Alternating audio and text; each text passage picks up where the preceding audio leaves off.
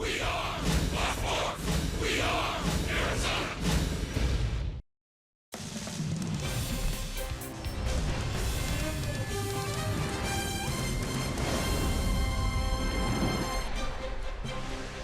Enjoy D-backs baseball with Dos Equis. Keep it interessante. It's August in Arizona, sunny and hot, on the lookout for baboons.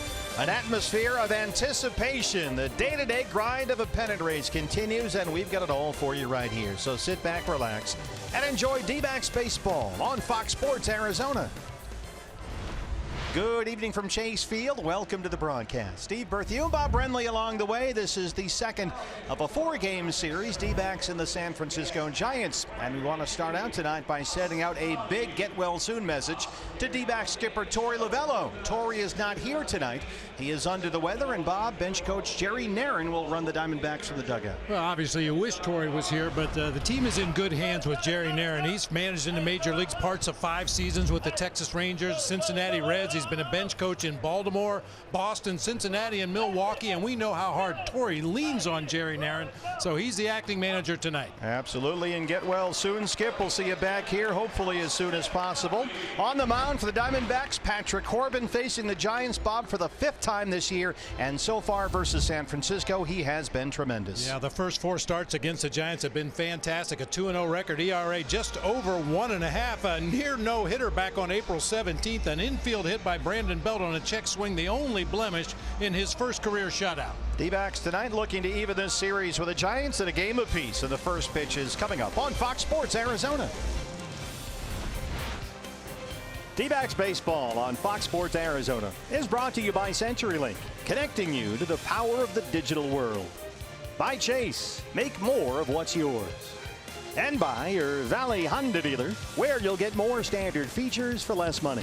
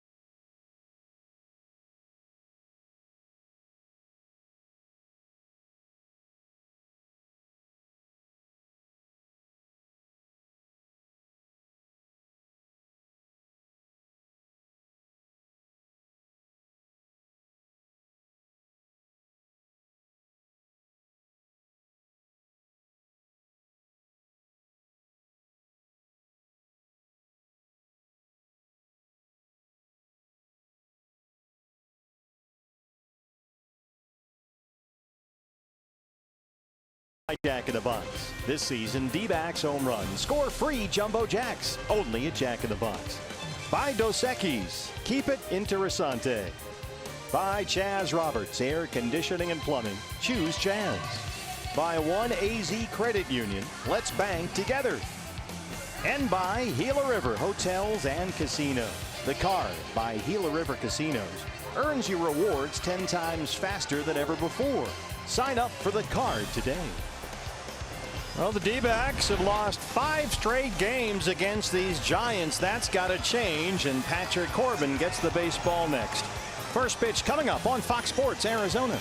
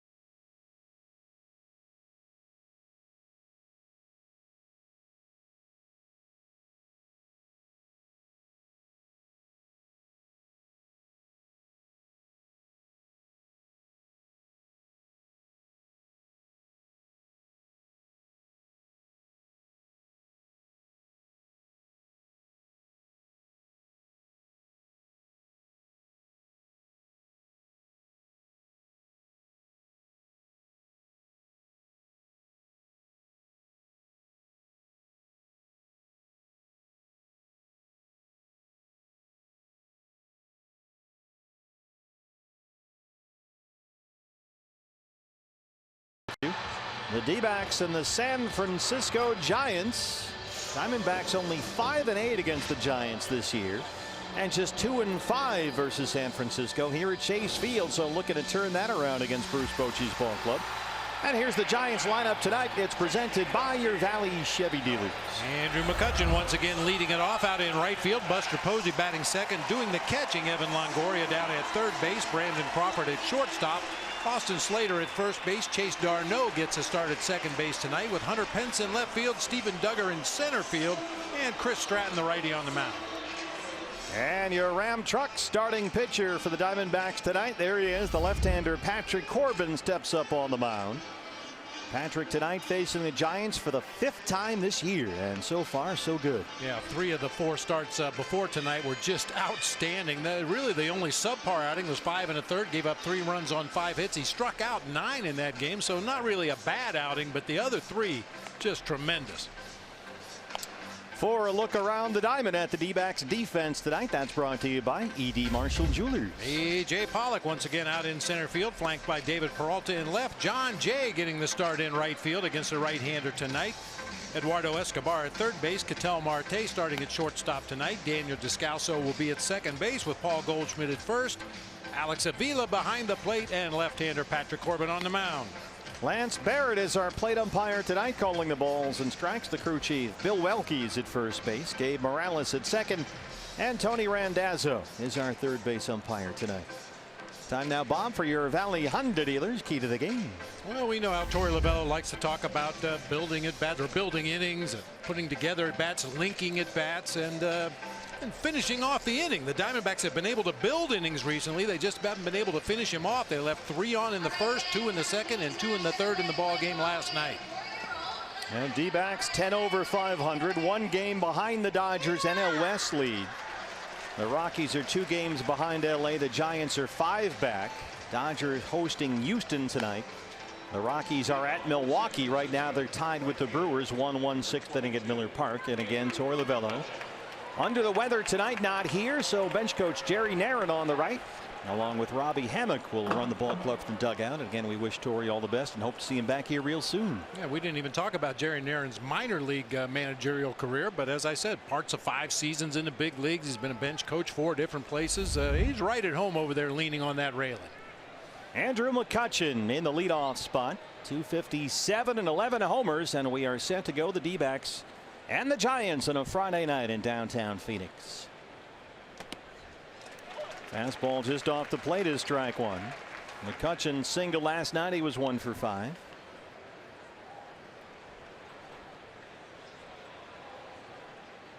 Always good to see Patrick work that fastball away from the right-handers, which sets up that pitch right there, the slider coming in at them. And it's a ball and a strike.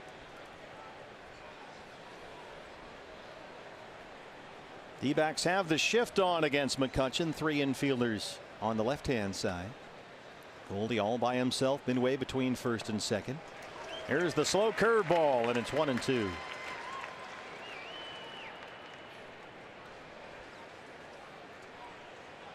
In this day and age where velocity plays everywhere you go, Patrick Corbin, Zach Greinke, Robbie Ray finding success throwing the slower breaking stuff. And landing those pitches for strikes, which has been so important for Patrick this year.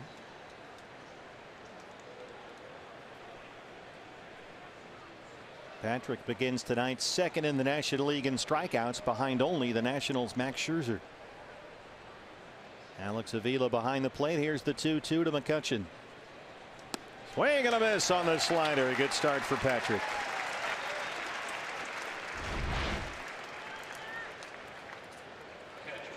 Just a devastating slider. When he's on top of that pitch and gets a lot of downward movement as well as the lateral movement into a right-handed hitter, that's when he's going to record a lot of strikeouts.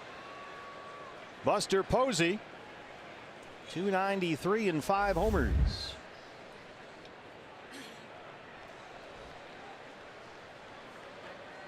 Buster had a couple of hits last night. He doubled and walked. Fastballs fouled away. Posey comes into tonight riding a 5-game hitting streak. He's got 11 hits in his last 22 at bats, so he's red hot right now.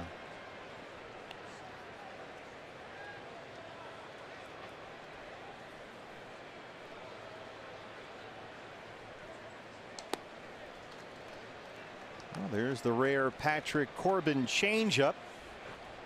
We've seen that very, very occasionally the last several starts for Corbin, a pitch he had pretty much put away this year, but it's starting to work his way back into the repertoire. Back in there with a fastball, and it's 1-2. Boy, tough to figure out where the power went for Buster Posey. Only 5 home runs on the season. It's been 116 at bats since he last homered. His last home run June 19th, 30 games without a home run.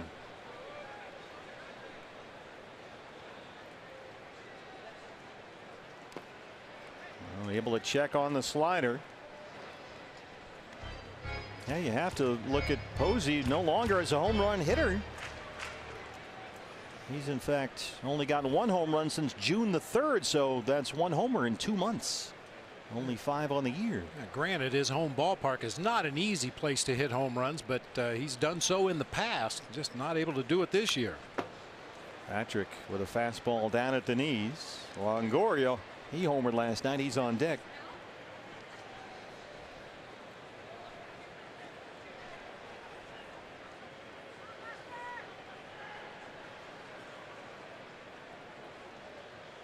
Rockies have taken a 3-1 lead at Milwaukee. They're in the 6th inning. Dodgers hosting Houston. That's Justin Verlander versus Alex Wood. Just foul. That's in front of Ron Wotus at third.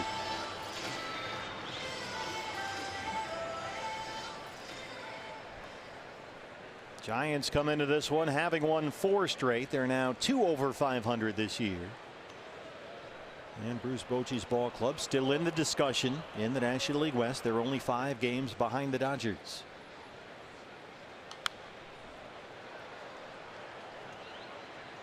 which is pretty impressive considering the Giants are coming off a 64-win season last year. They were last in the NL West, 40 games out of first. And now they're without both Johnny Cueto and Jeff Samardzija right now. Brandon Belt, Pablo Sandoval both on the DL. In with a fastball, and it's full 3-2. Cueto had his Tommy John surgery yesterday. Sandoval's injured. He's done for the year. Belt out with a hyperextended right knee. And Posey, little dunk shot into right center. Good at bat by Buster.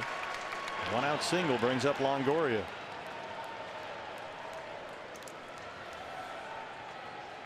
Well, the one thing about Giants manager Bruce Bochy is you'd never know that they were struggling. You'd never know if they were in first place. He's just the same attitude, the same demeanor day in, day out. He's used to the grind of Major League Baseball as a player, as a coach, and now as one of the best managers in the game. The record speaks for itself, certainly. Longoria homered last night off Zach Greinke, his 11th of the year.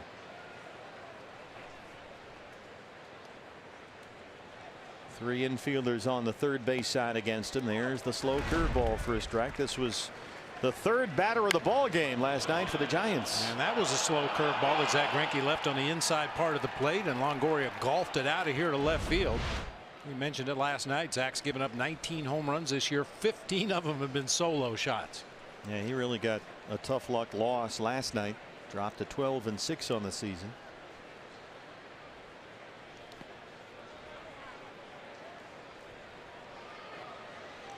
StatCast AI powered by AWS. You can see Longoria primarily a pull hitter.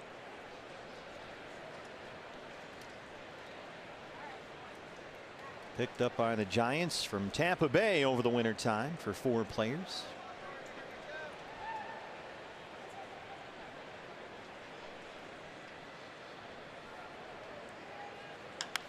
And Longoria's got a base hit into left field. A couple of one-out singles for the Giants brings up Brandon Crawford. Back-to-back singles for Posey and Longoria. Neither one of them struck particularly well. Buster kind of inside out at a little looper to right center, and Longoria sounded like he hit that one right off the end of the bat. So here's the Giants shortstop, 282 and 10 homers. 0 for 4 last night. I talked about the strikeouts. Patrick's second in the National League, but he is really at the heart of things a ground ball pitcher, and was one of the best in the league last year. He could really use a ground ball right here.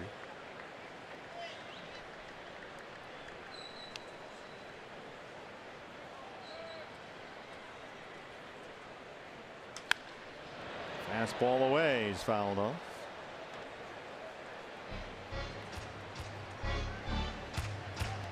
Crawford, a 285 hitter versus lefties this year, so he can defend himself certainly. And he's homered 5 times against left-handers, which is already the most home runs he's had off lefties in a single season in his career.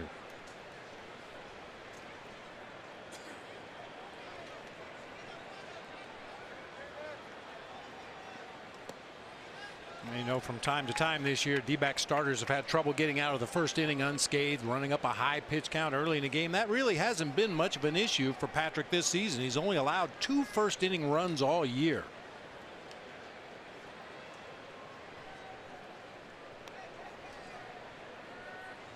Two on and 1 out. Here's the 1-1 to Crawford.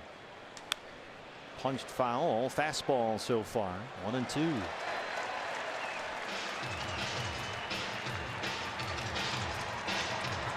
Brewers have added a run. Rockies lead is now 3-2 at Milwaukee. They're in the 6th inning. Astros and Dodgers in LA later tonight.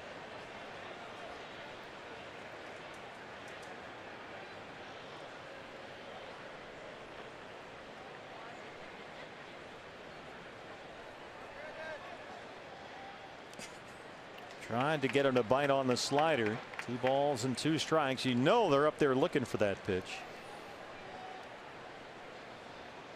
There are really no surprises at this point in the season. Most guys don't come up with a new pitch or a new delivery at this time of the year. What they are is what they are, and everybody knows Patrick Corbin is going to go to that hard slider when he gets to a 2-strike count. Still can't hit it. Patrick using that fastball to both sides of the plate to set up that slider, but Crawford wouldn't bite. Sends this one to center. AJ's under it. No tag from Posey. 2 outs. You mentioned that Rockies Brewers game. Trevor Story, number 21 in that game. Carlos Gonzalez, number 14 for the Rockies, and Christian Yelich with a solo home run for the Brewers in that game. Diamondbacks keeping an eye on both those teams this year, both in the division and the wild card races. Here's Austin Slater, the first baseman, at 323. This guy's been a pain in the neck this year. A couple more hits last night. He doubled, he walked, he drove in 2, he scored 3 times. He's got Posey at second, Longoria at first, and 2 outs. And this is a guy you will not see a shift against. He has sprayed the ball from foul line to foul line, but especially to right field.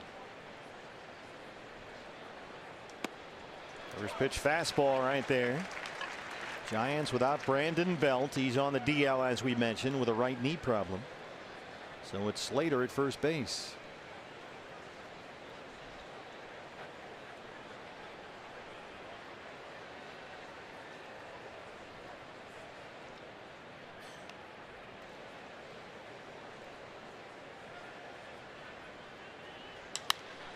And he punches one the other way. They're going to wave Posey. The throw from Jay is cut off, and it's 1-0 Giants. Boy, Austin Slater has done it to the Diamondbacks time and time again this year. And most of them just like this. Base hits into right field. This a line drive out to John Jay in right. And Buster Posey, not the swiftest runner on this Giants roster, but able to score from second base with 2 outs in the inning. Got a good jump, able to score without a play at the plate. And Longoria gets in at third. That'll bring up Chase Darno. 3 singles in the inning against Corbin. Darno 267 and 3 homers, starting at second base. Joe Panik sits against the lefty.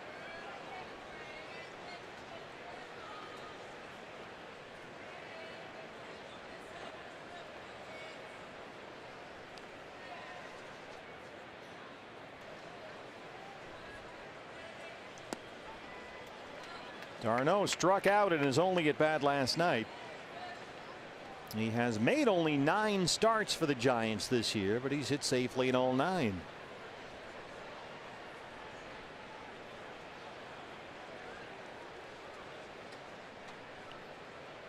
Already 25 pitches in the inning for Patrick.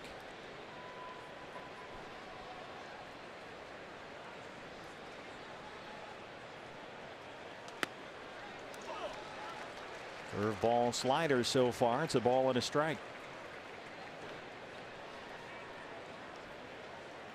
Darno only 15 games with the Giants this year. Came up about a month ago. Spent the first half with AAA Sacramento, where he was a Pacific Coast League All-Star this year. He's got Longoria at third, Slater at first. 2 outs, a run is in. Fights that one off foul.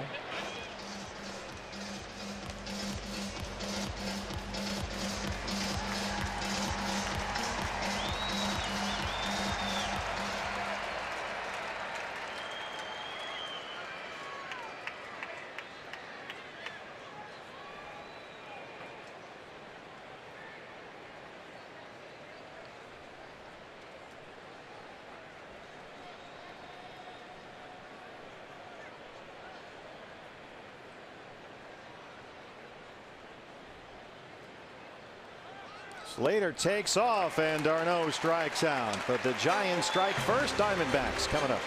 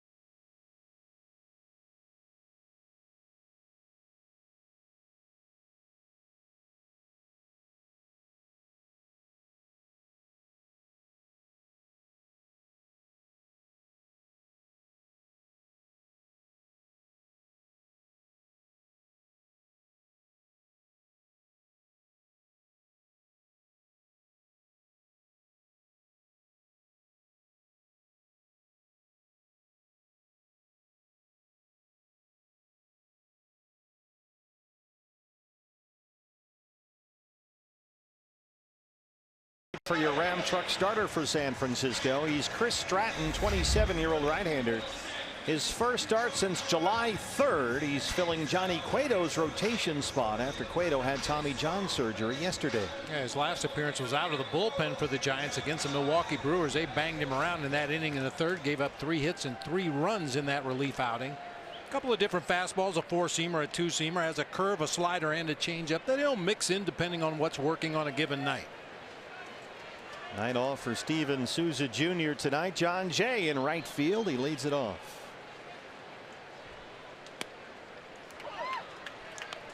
Jay 279, 3 homers. He's been hot lately.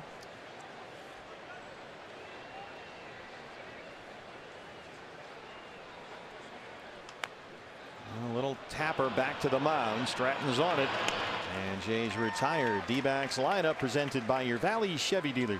John Jay out in right field. Paul Goldschmidt making his way to the plate at first base. David Peralta will be in left field. A.J. Pollock out in center. Eduardo Escobar at third. Daniel Descalso at second. Ketel Marte at short with Alex Avila doing the catching for lefty Patrick Corbin.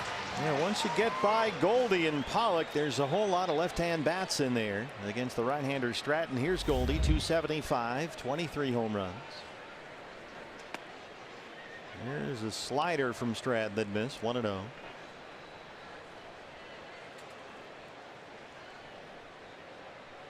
Goldie 0 for 4 last night. He walked and struck out twice.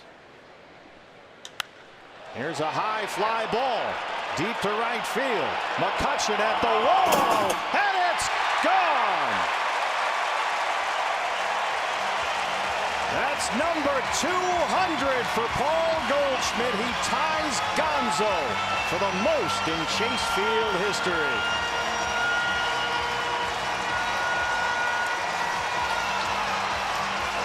A little opposite field power, and we're tied at 1.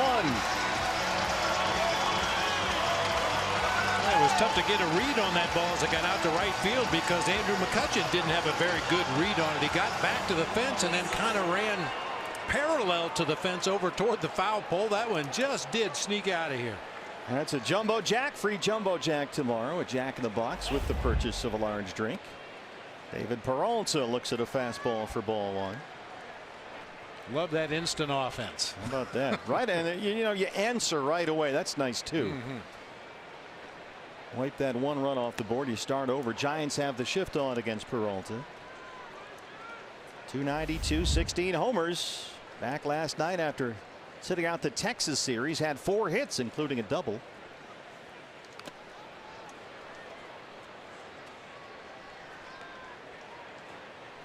Well, with Stratton, you've got to watch out for the breaking stuff. He's got a good curveball. He's one of these high spin rate guys. More spin on his breaking ball than most pitchers can get. And he gets a lot of strikeouts looking with hitters who get fooled by that break on the pitch. Low 90s fastball, as you see right there. It's not a big hard curveball, usually mid to upper 70s or so, but it's a pretty good pitch for him off the fastball.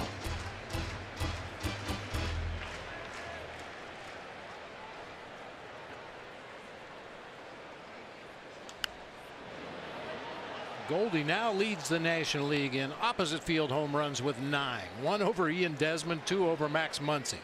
You don't get any more points for hitting him out to the opposite field, but it's very impressive for a guy like Goldie. We've seen him hit balls to right field like a left-handed pole hitter. Up the middle and into center. Peralta 4 hits last night. 1 for 1 so far tonight. Let's take a look at Goldie's opposite field home run, number 200 on the career. Fastball up and out over the plate. You can see how far Buster Posey had to reach to try to catch that ball. Coming right at you. Make a play.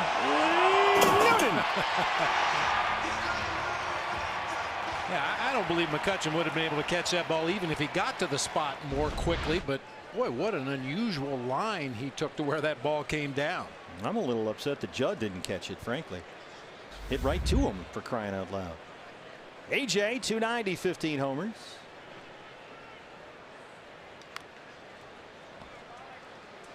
Take a look at McCutcheon's line to this one. Yeah, he went back to the fence several yards to the left there and then ran along the fence until he got to the point where the ball was, but by then he was up against the fence, couldn't get high enough to make the play.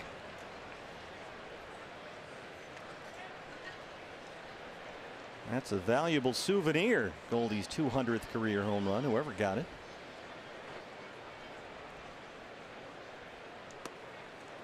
There's that Stratton curveball with the spin, and he's ahead of AJ 0-2.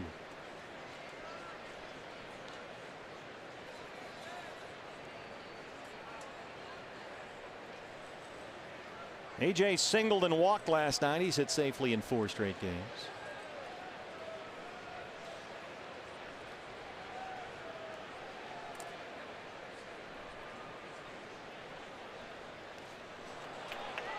Breaking ball, swing and a miss.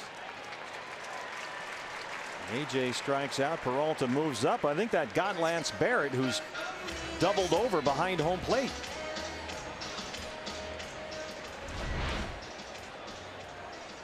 Kind of spikes that slider in the dirt. Buster Posey goes down into a blocking position off his leg and up underneath the mask of Lance Barrett. That one caught him right in the Adam's apple. Does that look like a cross up or just a bad pitch? Just a bad pitch, I believe. Buster, like I said, was down in pretty good position to block it, but the ball kind of missed the glove, missed the chest protector, went off his arm, or his leg rather, and then right up underneath the mask of Lance Barrett. Ryan DePanfillo's out there having a look.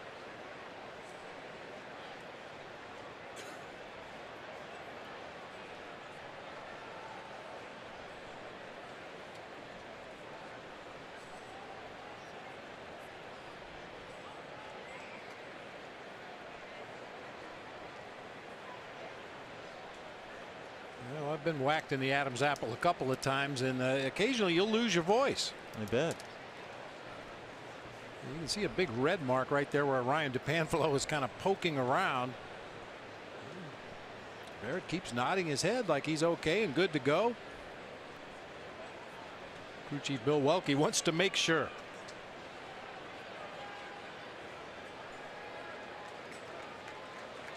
Well, Lance Barrett fortunately will be able to continue here. Hopefully he's okay.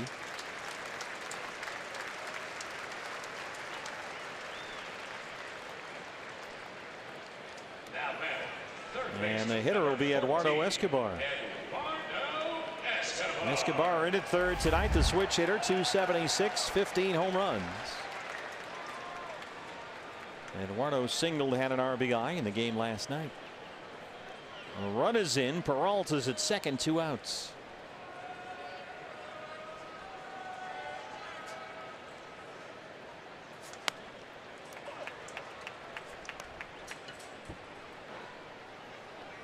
Escobar 5 hits in 4 games since he was acquired by the D-backs from the Minnesota Twins. He's made some nice defensive plays down at third base as well. And that's going to come in handy with Jake Lamb lost for the season. Jake headed for shoulder surgery. Escobar sends it into left. Here's the throw from Hunter Pence. Peralta's in there. 2-1 D-backs. Eduardo Escobar. What an addition he's been. Stays right on that fastball, barrels it up to the opposite field. Aggressive send that time by Tony Perez-Chica. Most teams try to run aggressively on Hunter Pence when he's in the Giants lineup. You can see that throw tailing way into foul territory, allowing Peralta to score the second run of the game for the D-backs. Yeah, this is a rare start for Hunter Pence. He's been coming off the bench all year long, but he's got good numbers against Corbin. So in there tonight in left, and the D-backs take advantage. Descalso now as Escobar takes second on the throw.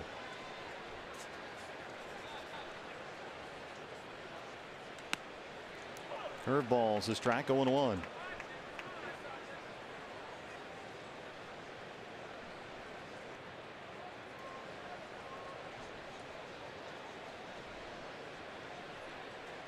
Two runs are in. Chance to tack on one more here.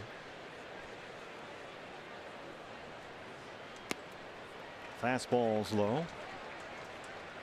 Descalso coming off a very good July. He hit .302 last month.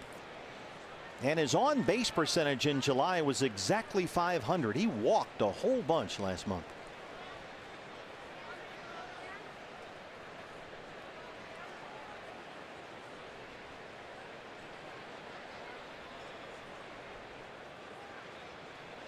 See where Crawford is playing, almost right behind the bag at second, the shortstop.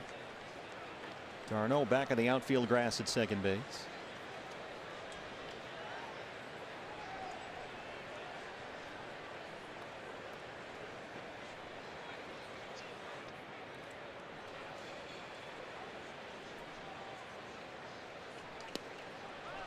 Changeup missed down. 2-1.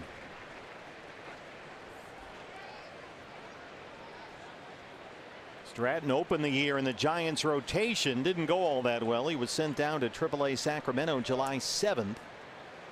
And this is his first start since his recall for the minors. As Bob mentioned, one relief appearance against Milwaukee.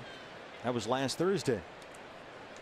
So he has not worked in a little over a week. And he's behind on Descalso. 3 balls and 1 strike. Marte on deck.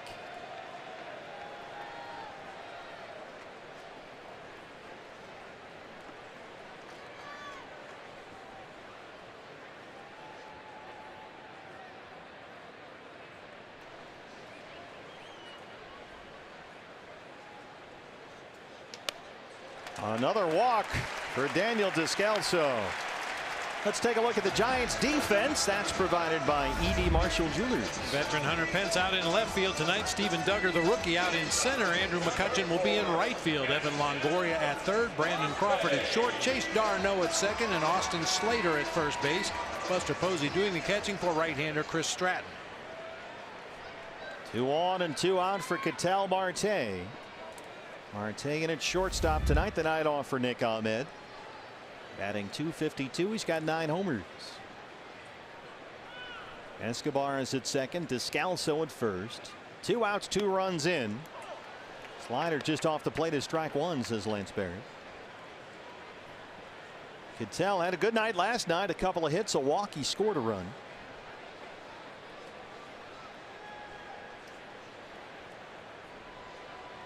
Seventh man to bat here in the Diamondback first. Another breaking ball. He can really spin it up there. 0-2.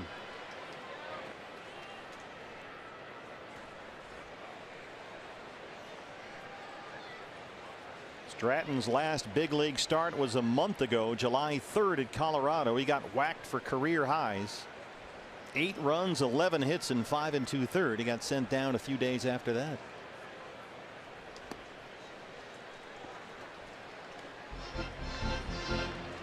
But he'll be in the rotation from this point moving forward, with Cueto out for the rest of this year and Bob, I'm sure likely most of next season, coming off Tommy John. Yeah, probably so. I mean, we've seen some guys come back a lot quicker than others from the Tommy John surgery, but you know, usually you plan on at least 15 months, possibly longer. Tap to third, up the line, that stays fair. Longoria's got no play, and the Diamondbacks have the bases full. You talk about a perfect swing and bunt. That was it. I'm kind of surprised Longoria just didn't let that ball go. I mean, you've got no play to make once he scoops it up just a couple of inches into fair territory. You might as well let it roll and hope it goes into foul territory. I don't think it would have, but no play for Longoria on that infield hit. Well, a chance for Alex Avila to put up a big crooked number. Bases full, 2 down. And Avila swinging a hot bat lately, up to 171 with 5 homers. He singled twice and walked in his start Tuesday in the win over Texas.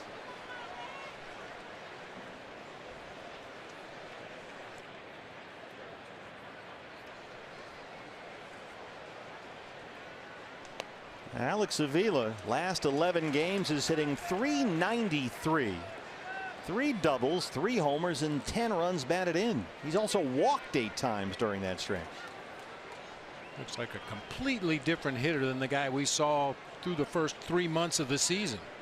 He seemed to be very passive, didn't really take a good aggressive swing when he got strikes, but that has changed completely in the second half of the season.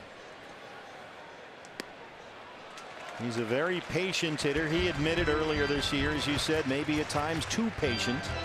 He's always had a very solid on-base percentage. 2 balls and no strikes. Avila's on-base percentage, in fact, since late June is over 500.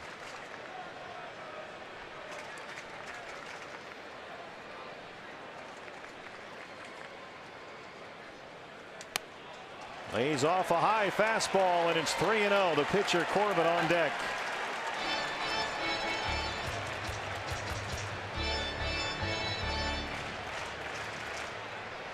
Well, following the Goldie homer, all with 2 outs, single walk single, now 3-0 on Avila.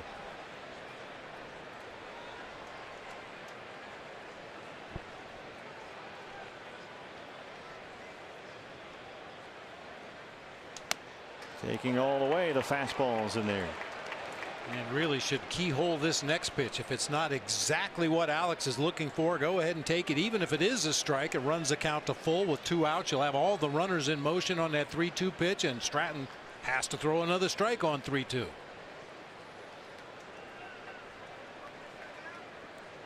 Pitch number 30 in the inning, on the way from Chris Stratton.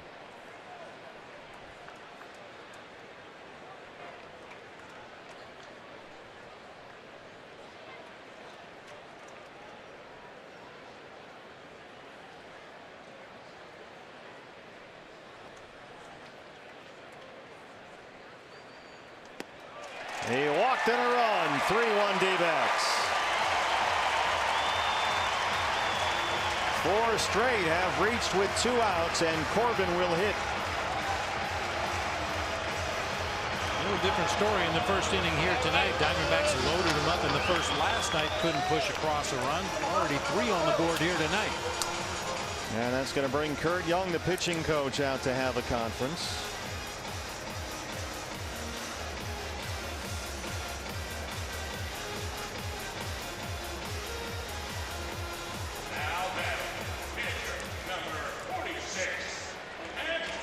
Seen Patrick, Bob, be a hitter this year. He's a good athlete up there. He's got a .220 batting average this season.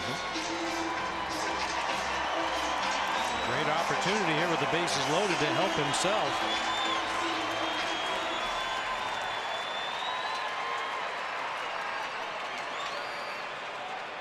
Descalso's at third, Marte's at second, Avila's at first. 2 outs and 3 runs already home.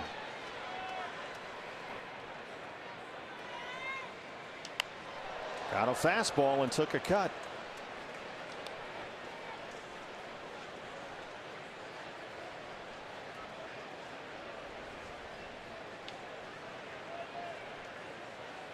As a general rule, when a pitcher is hitting with runners in scoring position, he's probably going to see a lot of curveballs, a lot of breaking pitches. Another fastball. Well off the plate, and now he's down 0-2. Diamondbacks had their chances with runners on base early in last night's ball game. Could not get the big hit.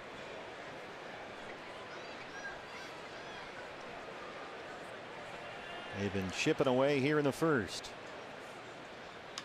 Up the middle and throw into center.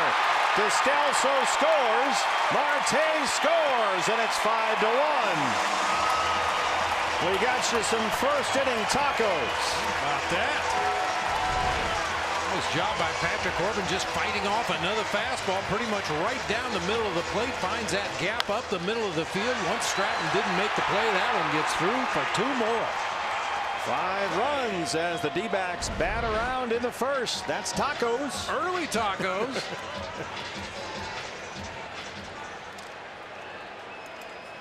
And here's John Jay batting for the second time in the bottom of the first. He tapped back to the mound to start us off. A 2-strike, 2-out, 2-run single by the pitcher Corbin makes it 5-1. Jay goes the other way. And the Diamondbacks have the bases loaded again, this time for Goldie, who's already homered in the inning.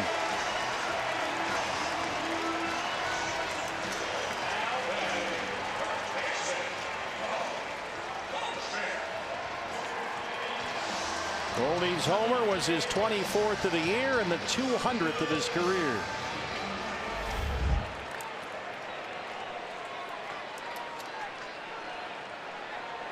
Make it a great inning. It's already been a good inning for Goldie. Solo home run in his first at bat. A chance to really do some damage here.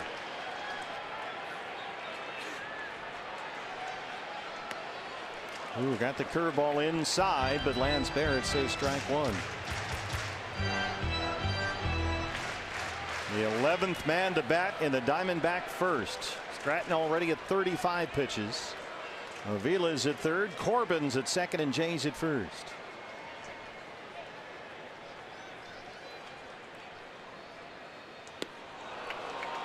Good slider. This was Goldie's at bat earlier in this inning. High in the air to right field. There's McCutcheon running along the fence trying to catch up to it. Just sneaks it out of here to right field. That seems like a long time ago. And he ties Gonzo for the most home runs in this ballpark at 95.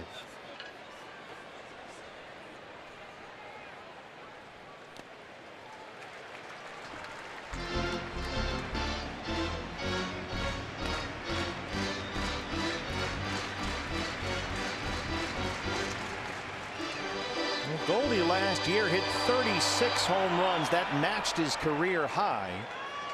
You've got a little more than 50 games left this year. He's already at 24, so he can make a run at that number despite his May malaise.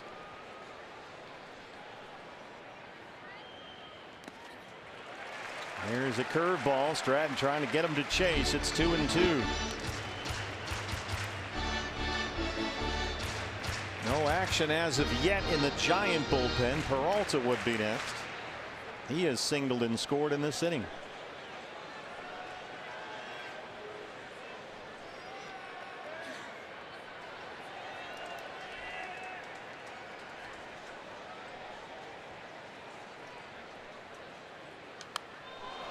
Got that fastball in on the hands and fouled it off.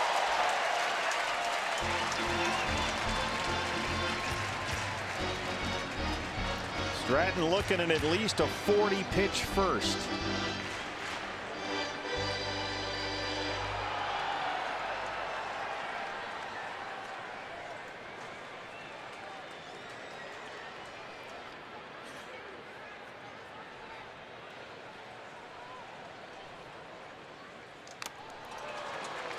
Another slider.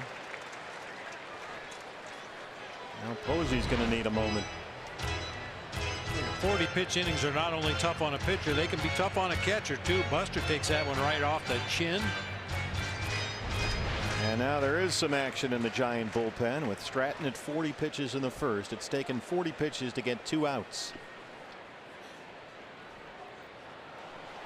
And with all those lefties in there, Ty Block, the left-hander, another former starter, starts to get going again. He worked in the ball game last night through 2 innings, in fact. Here's the 2-2 to Goldie. Waves at another breaking ball. And the D-backs will leave him loaded, but they get 5 after one long first. It's 5-1 D-backs.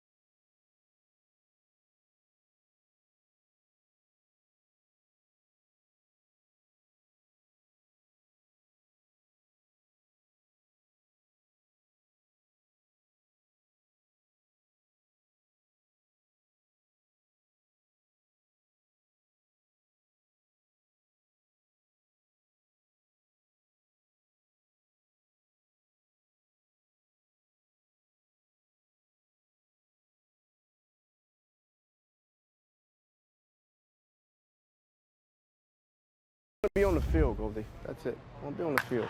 Playing, listen, dude, 13 years for me, I've had enough.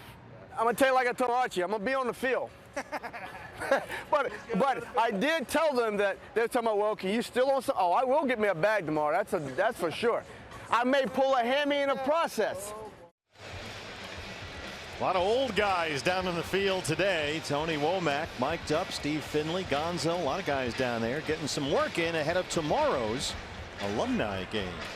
Yeah, Tony Womack kind of tipped his hand there. Of course, you got to get on base to steal a base, so we'll see how that goes. Well, hopefully he doesn't blow out trying to steal second. But we'll have some of that. Some of the D-backs legends mic'd up for you during batting practice today over the course of our ball game tonight. Ahead of tomorrow's alumni game. Big day tomorrow as we celebrate the D-backs 20th anniversary team. Hold our annual alumni game. Then it's Clay Buchholz and Andrew Suarez at a 5-10 start for game 3 of this 4-game series. Hunter Pence leads off the second against Patrick Corbin. Pence 221, 1 home run. The start in left field tonight.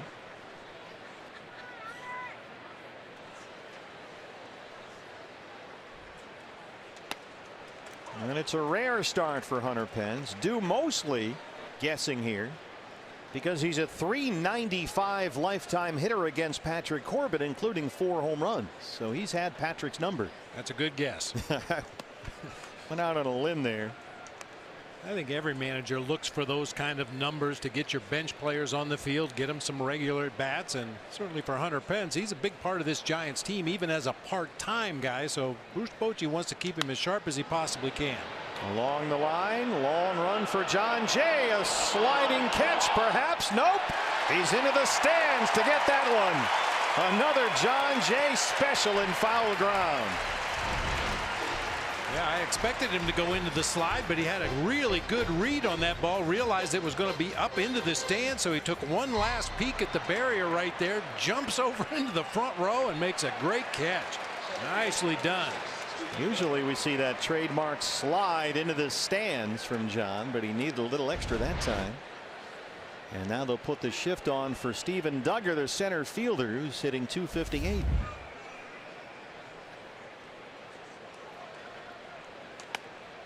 I got here early today and I looked down there and there was a D-back left-hand batter taking BP, and who is that guy down there? Usually you can see these guys from up here right away. You know who it is. It was Steve Finley taking batting practice, and he was hitting them out. Gonzo was down there hacking away.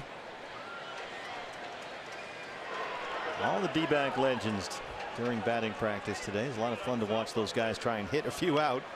I was just wondering if it might not be appropriate in the future to have a home run derby for the alumni game. Well, you might have to move the fences in. Maybe about the infield dirt. You know how they play that celebrity softball game at the All-Star? You know, they build that fake fence behind the infield. Plastic fence, yeah, we might need one of those. Not too many balls were leaving the yard. They were trying though. 1-2 on Duggar.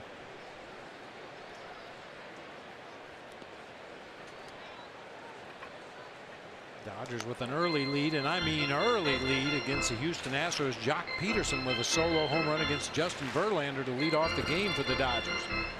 Rockies leading in Milwaukee 3-2. They're in the 9th now at Miller Park. Apparently Dodger Stadium has turned into a bandbox the last couple of days. It's a launching pad.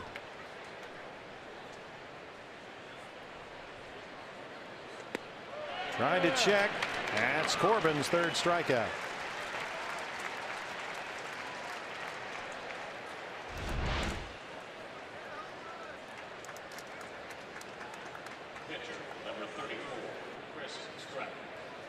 Now the pitcher, Chris Stratton.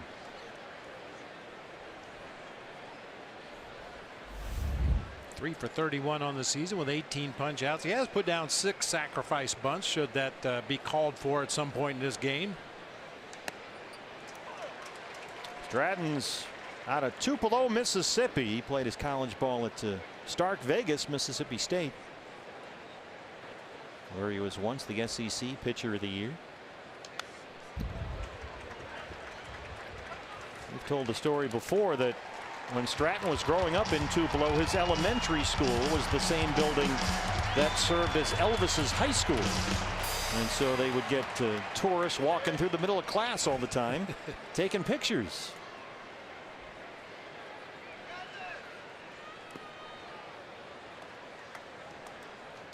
First round pick by the Giants out of Mississippi State back in 2012.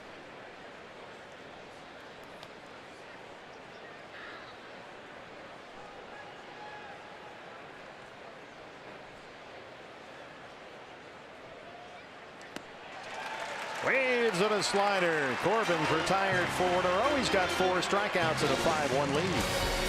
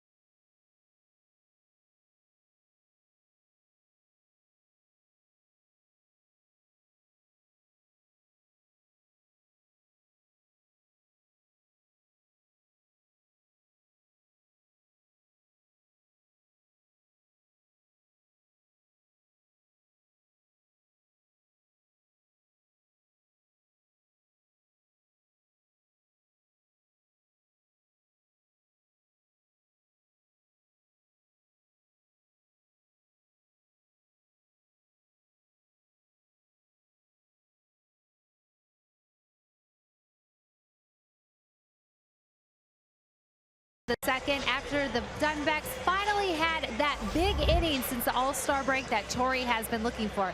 And it's not that the team didn't have the offense last night. After all, they managed 10 hits after loading the bases in the first and second innings and having runners in scoring position in the third inning.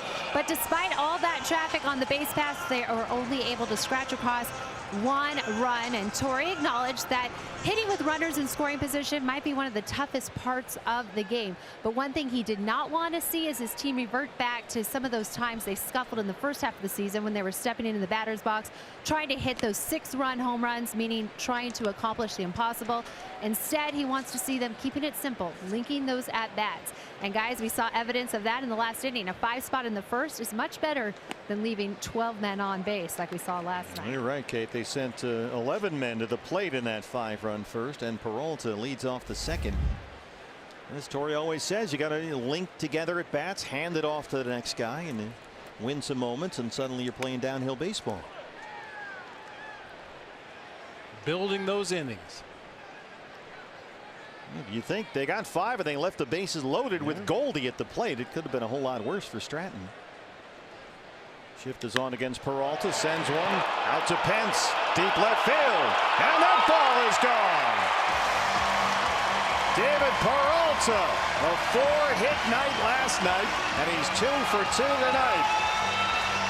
And David has matched his career high. That's number 17.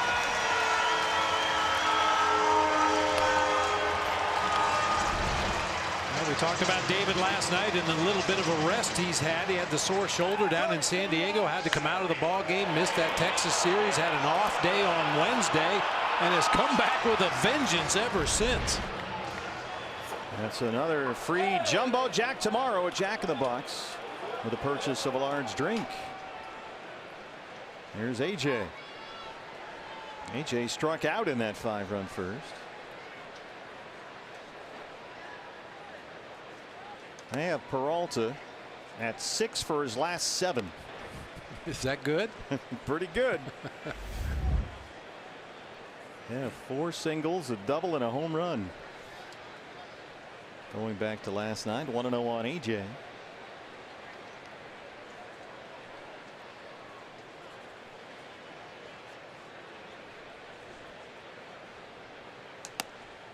Fastball off the plate, 2 balls and no strikes. Giants have 3 infielders on the third base side.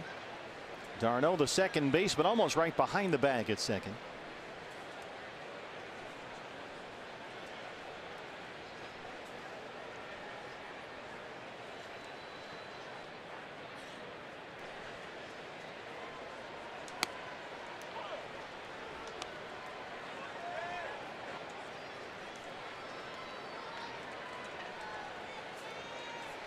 So much for an apparent fastball count. A 2-0 slider right in the middle of the plate that time to A.J. Pollock.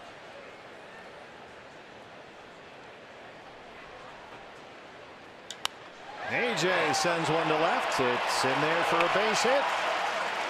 D-backs off and running here in the second after the 5-run first.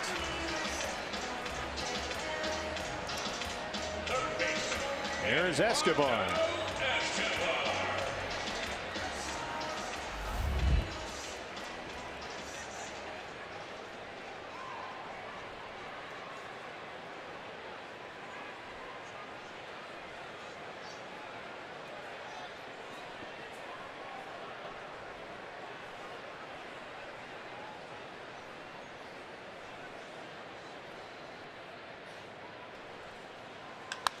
On the ground, Slater knocks it down. He rolls into right, and Eduardo Escobar is 2 for 2.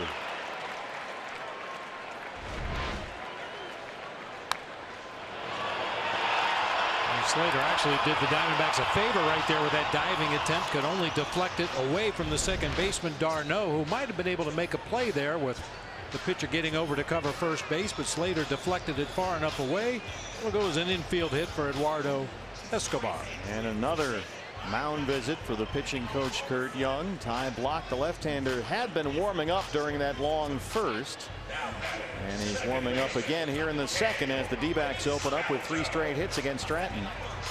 He's really having a rough night, already at 50 pitches, and he's only gotten 3 outs.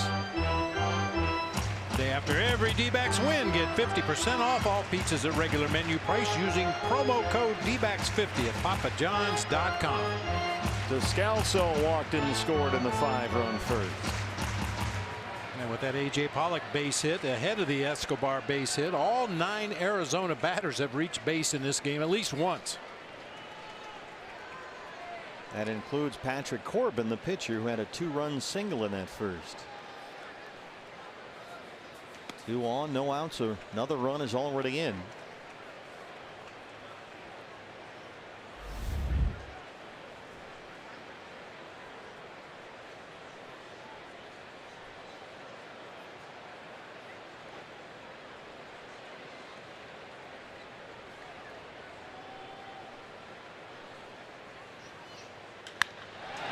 Lines it off the glove of Crawford. And they're going to get the force. Oh my. And now we got all kinds of escapades on the bases as Escobar sneaks into second.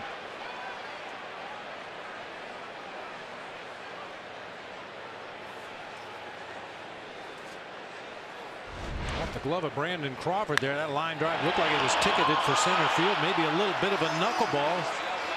A lot of different ways you could go about turning that. When they went to third base to get the force there on A.J. Pollock, who was sliding back into second base on his belly. That's really alert base running by Escobar to be able to advance to second base and avoid the double play. You could see right away second base umpire Gabe Morales signaling safe. The ball was in play. So now here's Ketel Marte.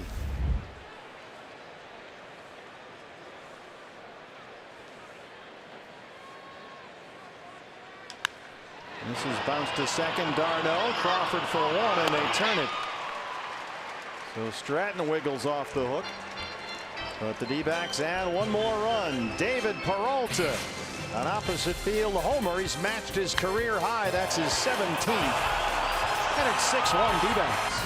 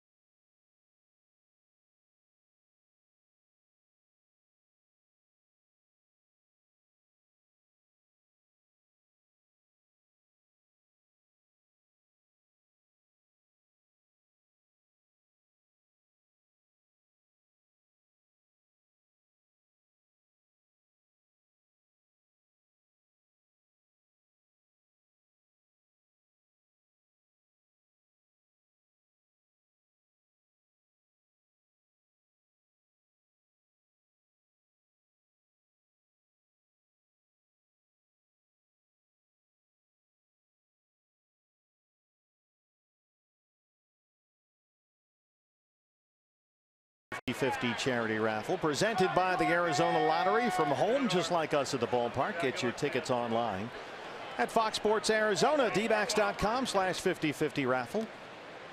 For every home game on Fox AZ, the winning number gets revealed on the postgame show. Andrew McCutchen, the leadoff man who struck out to lead off the ball game, starts the third. D-backs have the shift on. McCutchen has hit safely in 4 of 5 games since he was moved up into the leadoff spot. Bruce Bochy wanted to shake it up a little bit, he said. Give things a different look, see if they could get going offensively. And it has. It's worked out. Giants have won 4 straight coming in, and McCutchen has hit in this spot.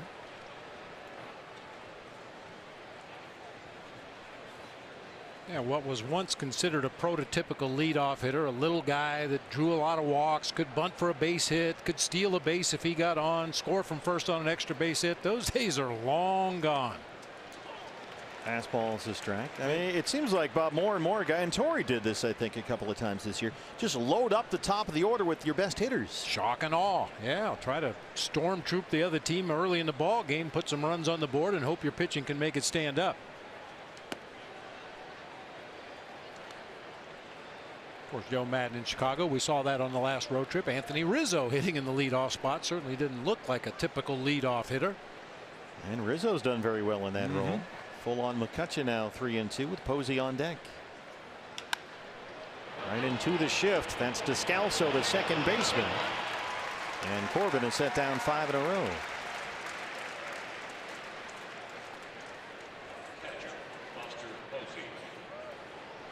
Posey singled and scored in the first.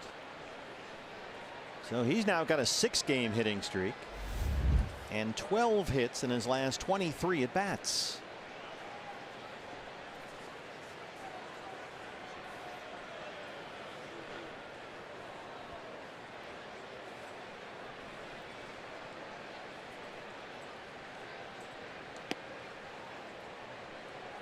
My staff is right on top of it, talking about the 2-hole in the lineup.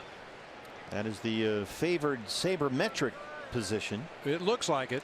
Mike Trout, Joey Votto, Chris Bryant, Mookie Betts, Aaron Judge. Posey, boy, is he hot. 2 for 2. Well, there's all kinds of sabermetric math to support the idea that your best hitter should bat second in the lineup.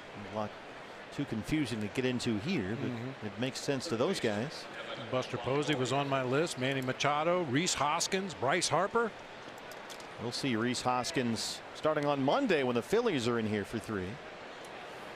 Paul Goldschmidt. We almost left that one out. And here's Longoria, who singled his first time up.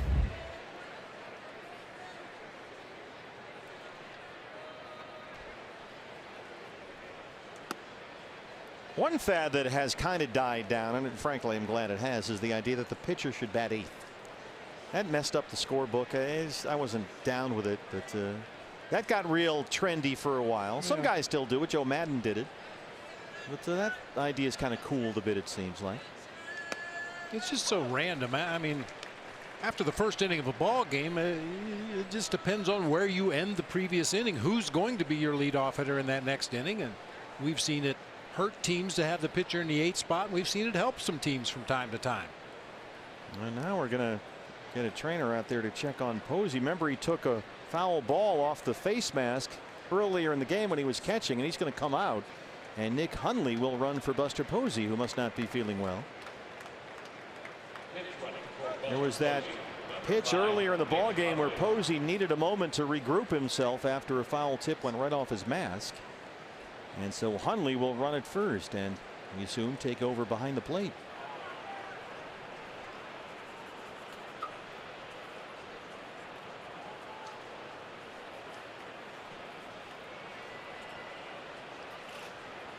Posey took a swing in that first at bat back in the first inning. He ended up getting a single and scoring on the Austin Slater base hit, but he really took a long time to get back in the batter's box. I didn't really think much of it at the time, but since he's come out of the ball game here in the 3rd inning, there might have been something in that first at bat. We'll try and get word from the Giants as to exactly what happened and when. No, we didn't go, says Bill Welke. It's 2-1.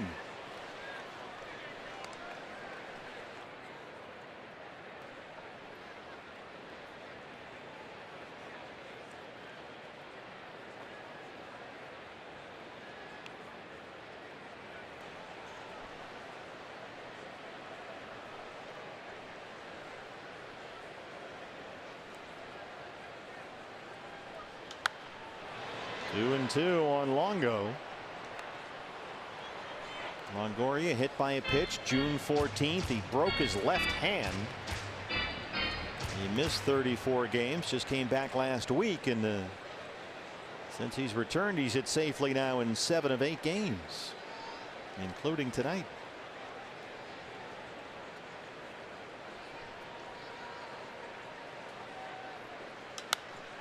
That's by Goldie and down the line. Hundley will head for third, and Longoria's 2 for 2.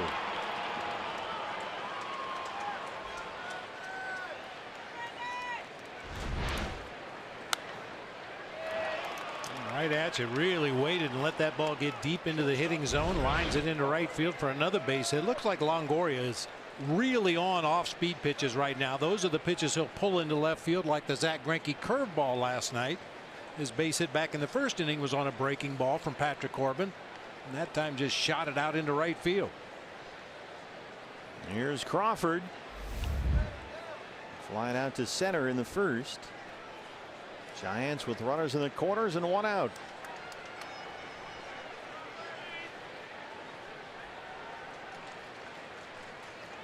Swing and a miss on the slider. It's 0-1. Brandon Crawford, for 2 solid months, was baseball's hottest hitter. He hit .372 over May and June, but then suddenly hit just .200 in July. So not only did he cool off, he went ice cold. He was 0 for 4 last night. Waves another slider, and it's 0-2. Astros have taken a 2-1 lead at Dodger Stadium. They're in the second. Rockies have a 3-2 lead at Milwaukee, bottom 9. That Dodger game is Verlander versus Alex Wood.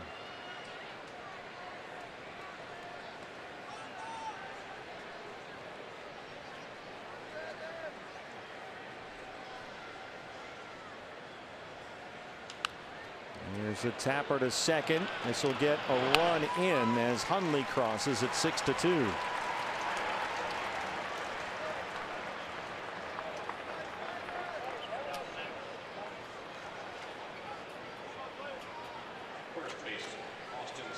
And Austin Slater, who drove in the other Giant run with an RBI single in the first, as the hitter.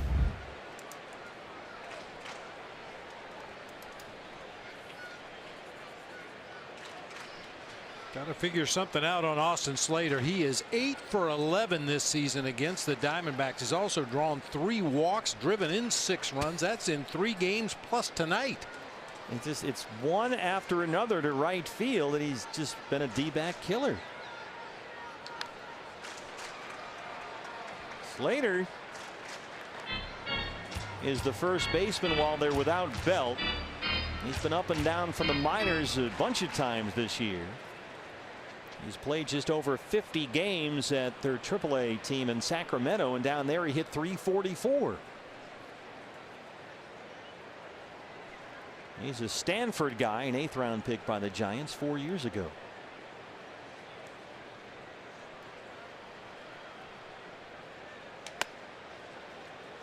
Now, you don't have to go to Stanford to realize that a lot of pitchers are going to work you away. And Austin Slater has apparently figured out an opposite field approach that works for him. And especially when he falls behind in the count, 2 strikes, he is more than willing to drive that ball out into right.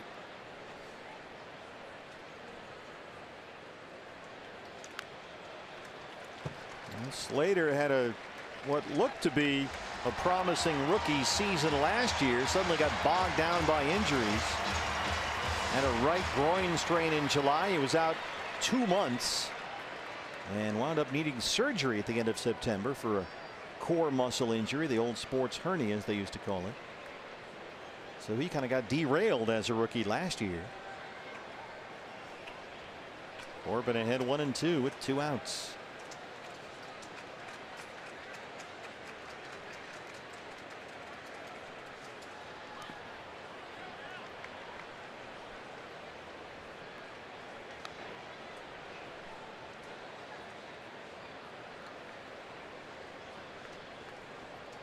Chase Darno, the second baseman, on deck. Patrick at 60 pitches, 39 strikes.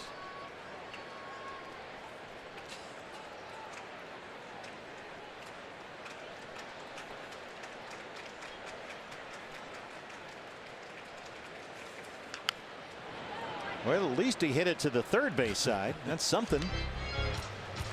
Ron Wolders down there. He said it during his first at bat in this ball game. You really can't shift too much. I mean, we saw the Diamondbacks aggressively shift to the opposite field for DJ LeMahieu of the Rockies last year. He hit so many balls to right center and right field that eventually Dave McKay convinced the team to slide around and play a reverse shift on DJ LeMahieu. Not quite to that point yet with Slater. The LeMahieu shift. LeMahieu. That was by request. 2-2.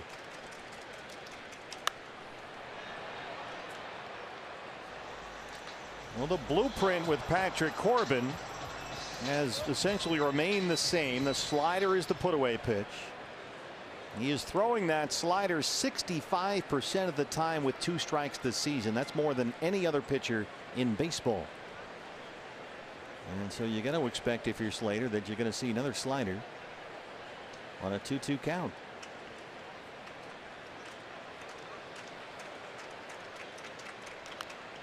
Got one right there and got a piece.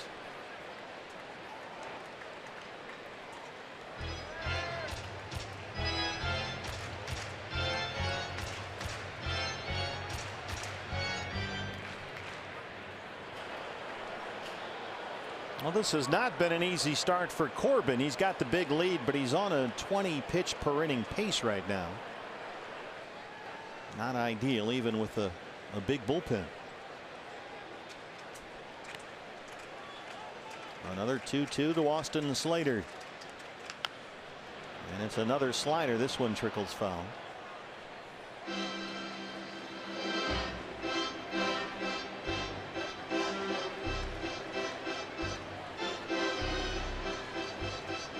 A long first, nearly 30 pitches, and he's had to work hard here in the third.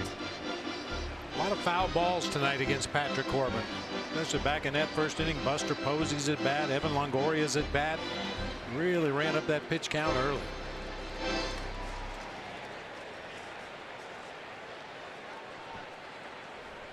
And Slater turning in a tough at bat right here.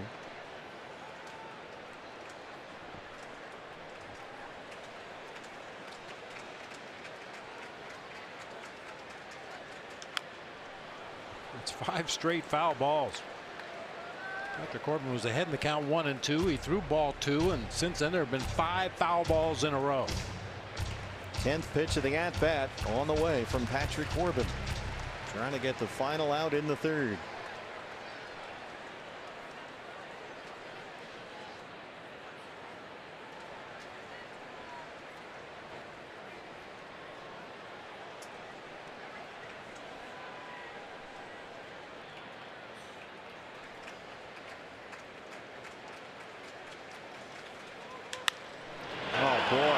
Austin Slater. This guy has got the D-backs number. His second RBI single tonight, 6-3. Just a real good grinding at bat. Fouled off the ones he couldn't quite get to. Ultimately, Patrick leaves the ball up and out over the plate. Oh, ground ball up the middle will plate Longoria. Here comes Mike Butcher. This could be just to give Patrick a little bit of a breather out there. This is unfortunately turned into another long inning. MLB.TV is now available at a lower price for $82.99. Watch every out-of-market regular season game live or on demand. Your subscription includes MLB At Bat Premium, allowing you to watch live baseball on your favorite supported devices. Blackout and other restrictions apply. Visit MLB.TV to take advantage of this special offer. Well, it's kind of a good news, bad news thing for Corbin and the Giants as d'Arnaud comes up. As we mentioned at the top of the show, Patrick, in 4 starts versus San Francisco this year, is 2-0 with a 1.69 ERA. That's the good news. The bad news is they're getting a look at him for the 5th time already.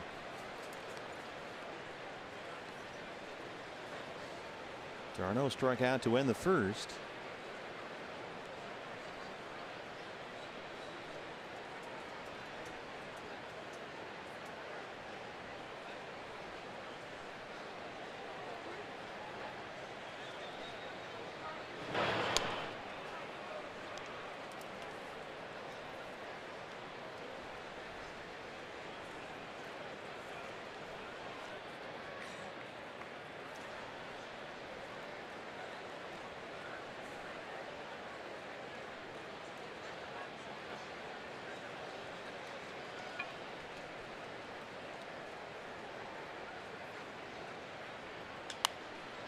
That's out of play. D-backs bullpen, if you're thinking in those terms, is rested and ready for the most part. Diamondbacks carrying 13 pitchers now, with the news today that with Andrew Chafin coming off the paternity list. Here's Andrew, the new papa. They needed to create a roster spot, in Chris Owings, in a maybe somewhat surprising move, was sent to AAA Reno. D-backs decided to carry the extra pitcher here. Got a long stretch of games coming up. So hopefully CO will be back up here soon. There's the slow curve. Darno way out in front. 1-2. I really think CO will benefit. It's hard to see the benefit when you're sent back to the minor leagues, but he'll get regular at bats now. He'll get 4 or 5 at bats a day, playing multiple positions, I would assume. I mean, we know the kind of player Chris Owings can be, and he just wasn't able to really get anything going at all this year for any amount of time. And the beauty of that is he's always just a phone call away.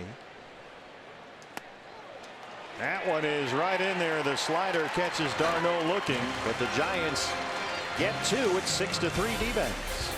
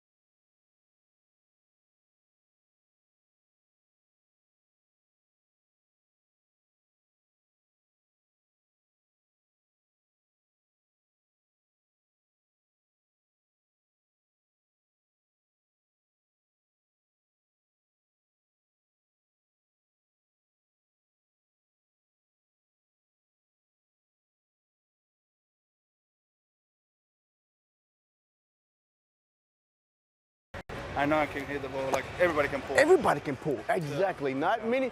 Most of the time, you know, 3-2 or out pitch. Yeah. They don't come in here. Yeah. They go out there.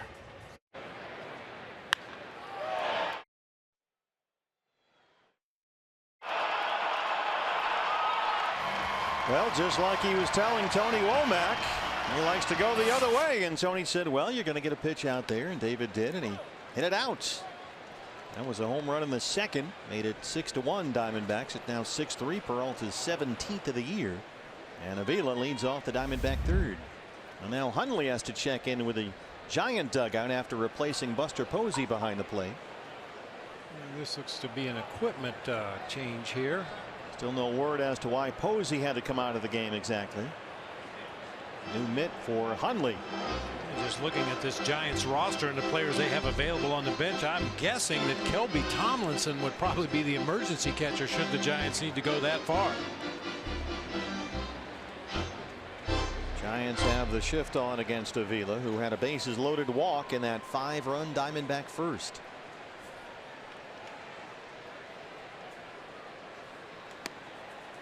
There's the Stratton curveball, and it's 0-2.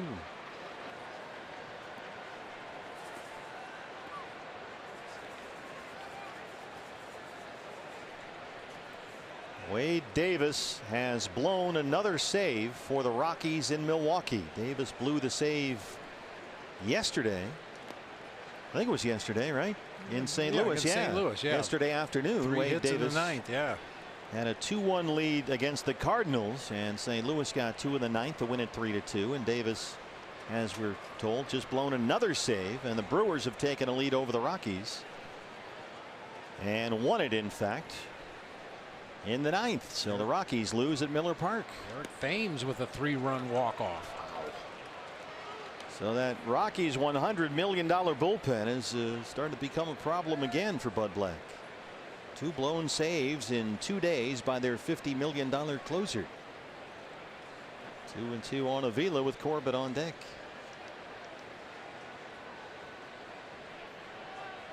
Other good news is the Astros are leading in LA 2-1. They're in the third. Justin Verlander and Alex Wood in that one. D-backs 1 game behind the Dodgers for the NL West lead. The Rockies were 2 back, the Giants 5.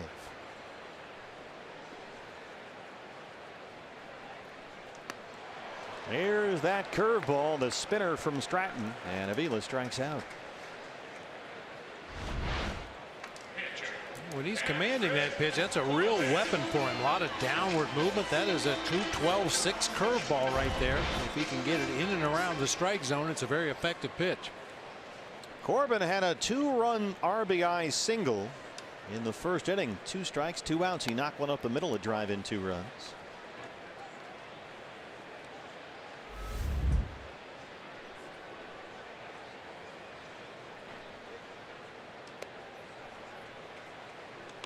Tried to throw that curveball again, left that one way up and away from the left-handed hitting Patrick Corbin. That's the inconsistency with that pitch.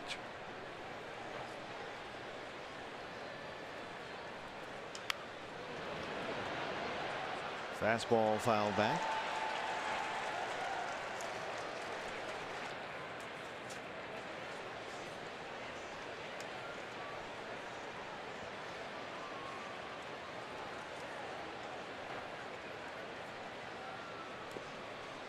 Big series in the National League West, a biggie in the American League East, where the Red Sox beat the Yankees 4-1.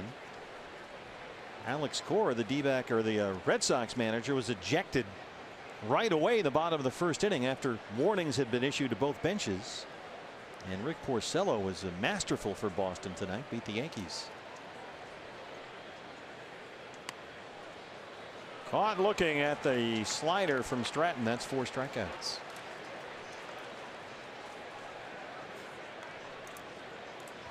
Some beanballs thrown in that Yankee Red Sox game. Yeah, apparently Brett Gardner was hit leading off the ball game for the Yankees. Mookie Betts came up to take his first at bat in the bottom half of the first, and the first pitch was right at his head. That's when the warnings were issued, and Alex Cora went off, was ejected from the ball game, and then the Red Sox went on to beat the Yankees 4-1 tonight to take a 7.5 game lead in that American League East. Wow. They got 2 more to play at Fenway, the Yankees and Red Sox. Here's Jay, who singled in one of his 2 at bats in the first. D-backs batted around. They put 5 up on the board against Stratton. Yeah, Adam Hamari was the plate umpire that issued those warnings and ejected Cora. Jay squirts one the other way, but Crawford digs it out of the hole. And Stratton suddenly works a 1-2-3 third. D-backs lead the Giants 6-3.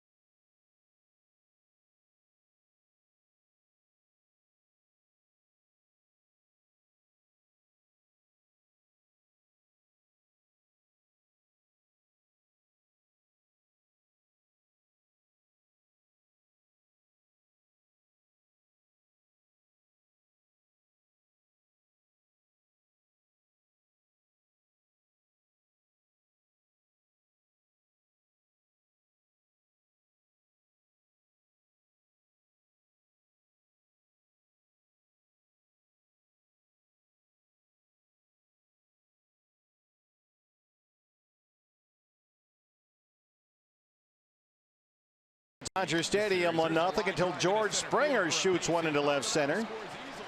And Bellinger in center bobbles it for the Dodgers. 2-run score, and right now Houston leads 2-1 in LA. They're in the third. The Rockies have lost at Milwaukee. Brewers beat Colorado 5-3. George Springer, my new favorite player in the major leagues. I tell you who my new favorite fan is. I've been begging our producer Brad the Big Dog Weimer to show the replay. Jump around. Jump around. Jump up and get down. That's outstanding. Just let it wash over you. That was beautiful. Shower. Thank you, Brad. He was feeling it. Friday night in Phoenix, everybody's fired up. D-backs and Giants. Ketel Marte at shortstop tonight. I think he's still recovering, frankly. Get him a drink. Hydrate. Well, he earned it. Uh-oh, watch out. House of Pain in the house. Here's Duggar.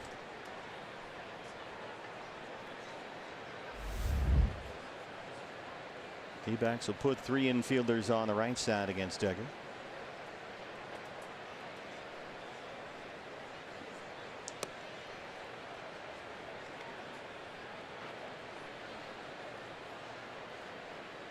Boy, Texas is at it again. I mean, they scored like 17 runs last night. They're leading Baltimore tonight 11-3. The Rangers just clubbing Baltimore. It's not going to work, Showalter. Marte's out there. 2 down.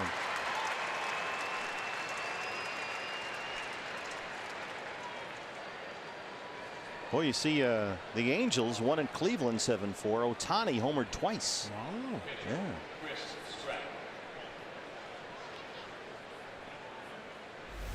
A lot of teams have gone into Baltimore to get fat this year. Rangers beating up on the Orioles. 2 outs on 5 pitches in the inning. Patrick could really use a quick inning here. Got a baseball in left field, and we'll start over with Stratton the pitcher. Bases empty, 2 outs. That might have been the one David hit out there. Oh. Toss it down to get it autographed. Just being courteous. I'd be curious to find out if they found Goldie's 200th home run ball, the one that went out by Judd in the right field corner.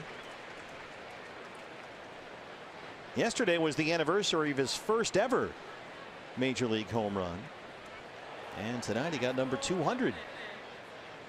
Coincidentally, not ironically, against the Giants. First one, of course, was off Lincecum.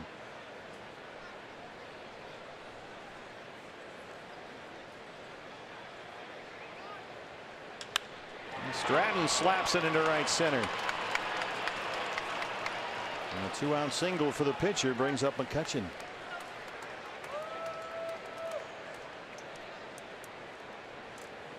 Well, somewhere Tim Lincecum is rooting for Paul Goldschmidt to make the Hall of Fame when he retires. At least. Yeah. That way he'll have an excuse. That's why Gracie always wanted David Ross to get in the Hall of Fame. Sure. Same logic applies.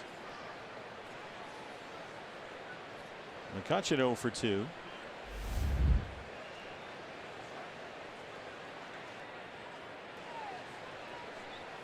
Shift is on the left side this time.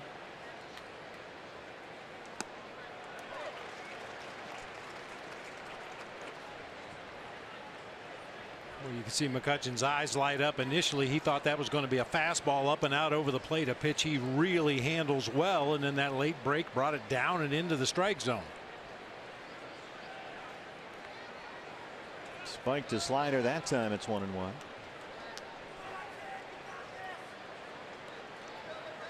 It's been a labor for Patrick tonight. This is not the same Corbin who, against these Giants back on April 17th, threw a 1-hit shutout. 80 pitches through 3 2/3. And that one hit was a check swing roller opposite the shift. Yeah, everybody was shifted around to the right side, and he checked his swing and hit a little dribbler to the left side. Yeah, he was. I think he took a no-hitter into the 8th inning of that start. 1-2 for Patrick.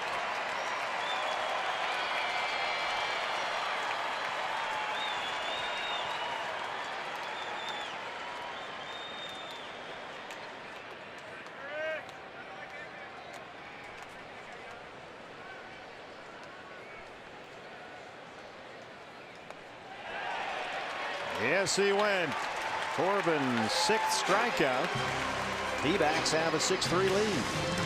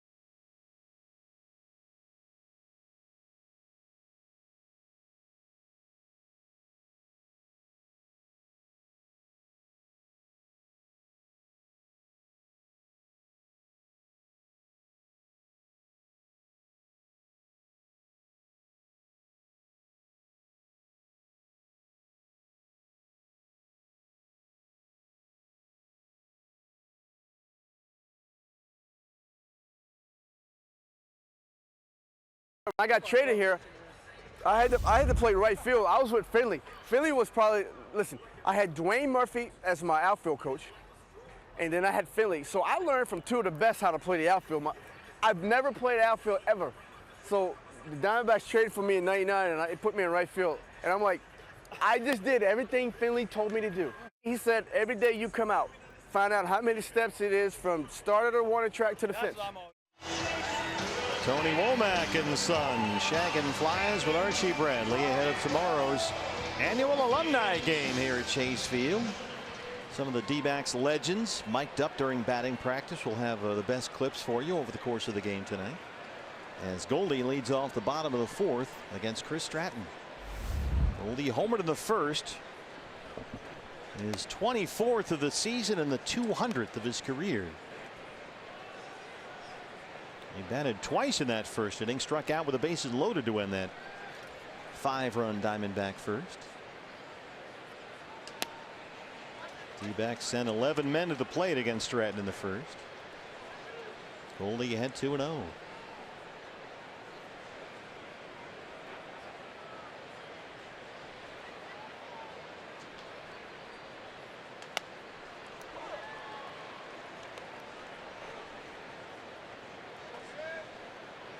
How are the preparations going, by the way, for the alumni game? Swimmingly. You are going to oversee the game from your luxury suite. Is that the plan?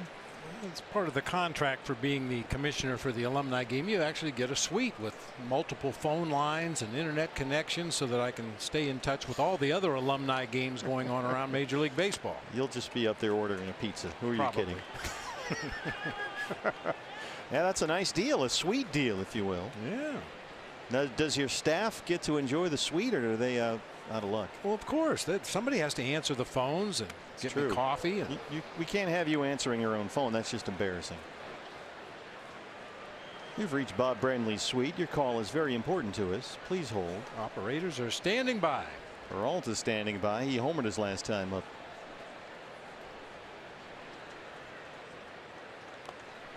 And Goldie starts it off with a walk. That's the 3rd base on balls issued by Stratton tonight.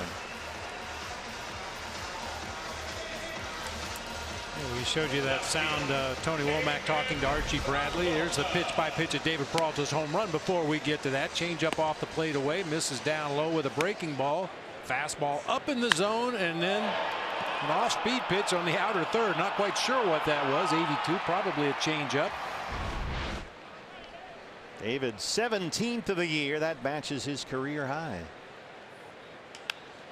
Going to send another one out there along the line. Here comes Pence, and it drops to the foul ground.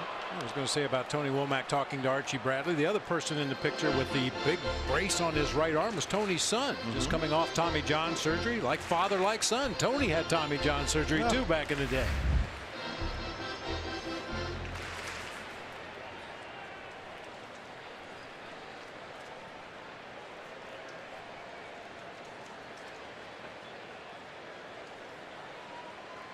Peralta right now 6 for his last 7 at the plate.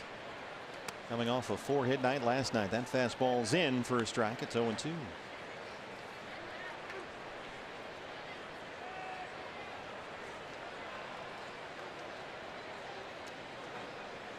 David's last 7 at bats: double, single, single, single, ground out, single, home run.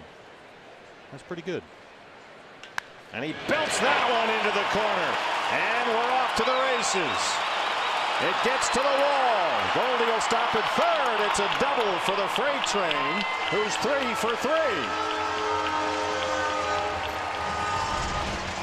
He might not make another out the rest of the year. He is so locked in right now. He's barreling up everything. Fastballs, off-speed pitches, in, out, up, down. Just smoking that ball past McCutchen down into the corner for his 22nd double of the season. And he's now a triple shy of the cycle. Peralta, 4 hits last night, 3 for 3 tonight. They're on the corners, or second and third, pardon me. Nobody out for AJ, who was struck out in single.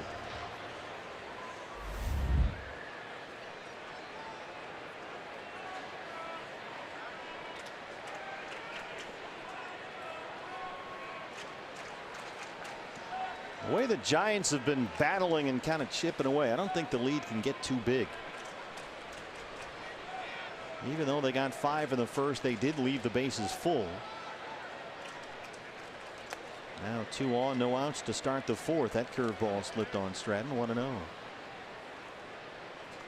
may recall our key very early on in the ball game was finish what you started, and the Diamondbacks are doing that tonight. They were 0 for 2 last night with the bases loaded. So far tonight, 4 for 7 with runners in scoring position.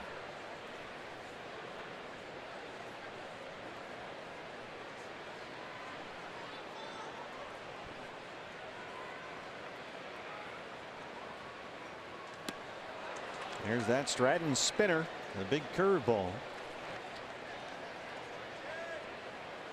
I don't think it's good, Bob, to do this at home. They're trying to get their Chase Field mojo back. The D-backs have lost 13 of their last 18 here at home.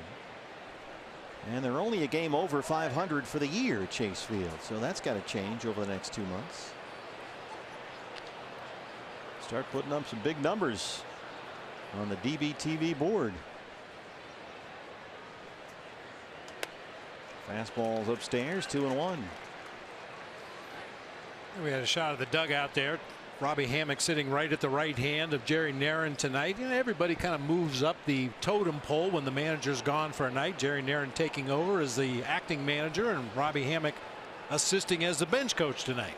Robbie was the manager at AA Mobile for several seasons. Now moved up to the big leagues, quality control coach. Check swing, excuse me, foul, and it's 2-2. I think Robbie, someday he'll get his opportunity to manage at the major league level. And I think he's going to make an outstanding manager. Yeah, Torrey has often said the same thing to us, that Robbie will manage one day in the big leagues.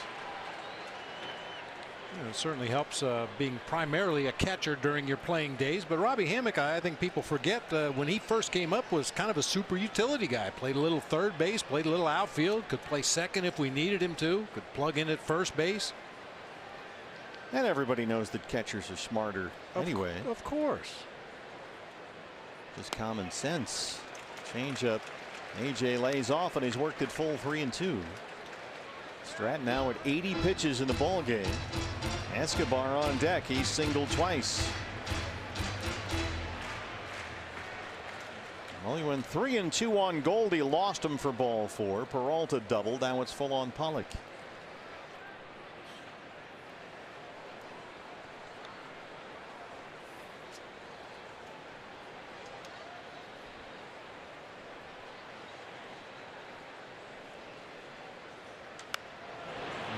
flare along the line. That's trying to get down. Longoria can't make the play. And he tried for the over-the-shoulder Willie Mays catch. And AJ still alive. Fortunately, wasn't popped high enough in the air for a Giant defender to get underneath that ball. As you said, Longoria tries to make the over-the-shoulder catch, just can't come up with it. Might have been an easier play for Brandon Crawford. He had a little bit more of an angle on that pop-up, but Longoria makes the attempt, can't come up with it. Longoria's defense was a key part of the Giants' win last night. But that bobble gives AJ second life here. One more time on 3-2.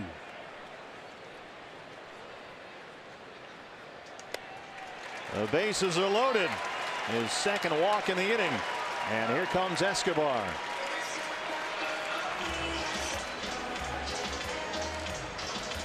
Here comes Bruce Bochy.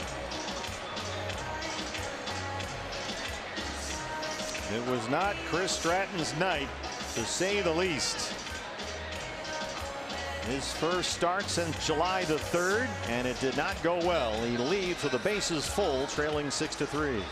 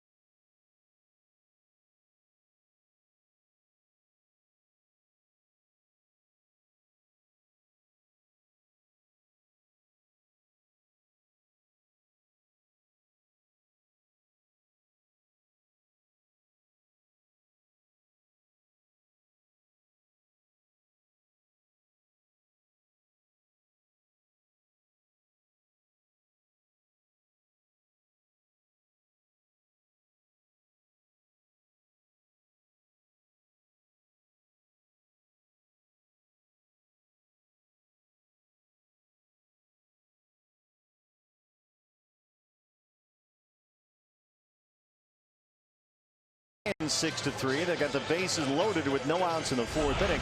And don't miss our 20th anniversary celebration tomorrow. It's our annual alumni game festivities presented by Sanderson Ford. It all starts at 2 o'clock.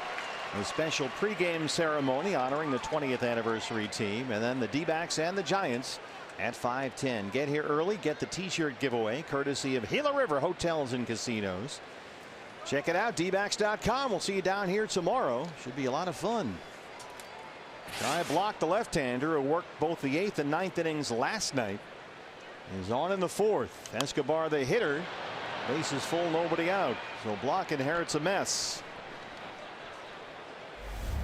See the numbers for Block this season, his 33rd appearance, and for Eduardo Escobar, a .392 hitter this season with runners in scoring position, a .300 hitter in his career with runners in scoring position.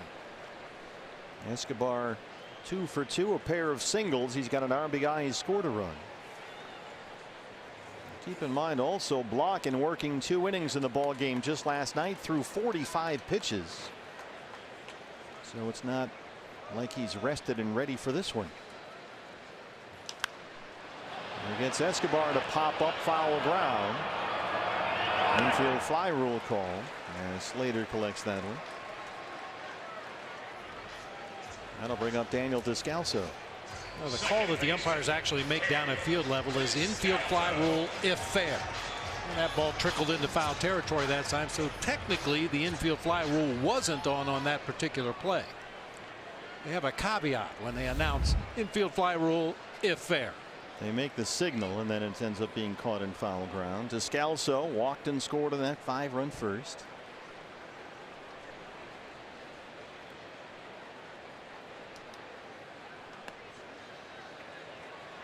He had a rules clarification that Torrey went through after the ball game last night after he tried to change pitchers when Hansen came in to pinch hit, and turned out Torrey was right. He was given some wrong information by the umpiring crew. Didn't exactly get the rule right last night. Torrey, they said, was given some misinformation about the fact that when the hitter comes up, even though they'd already used their mound visits in that inning, when you change hitters, you get to go out there and remove your pitcher if you want. Torrey was not allowed to do that, and he should have been. So there was a little confusion and some controversy after the game about that last night. Giants went on to win 8-1. You know, we've seen Torrey on multiple occasions this year between innings just come out and talk to the crew chief or talk to the plate umpire. Always very civil, very under control for both gentlemen. But I'm guessing that Torrey just wants to get some clarification on some of these rules that you know, have subsection A, B, C, D, E, F, and G. And we just want to make sure you know exactly what the rule is moving forward.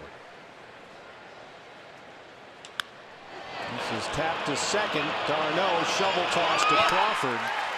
And how about Ty Block?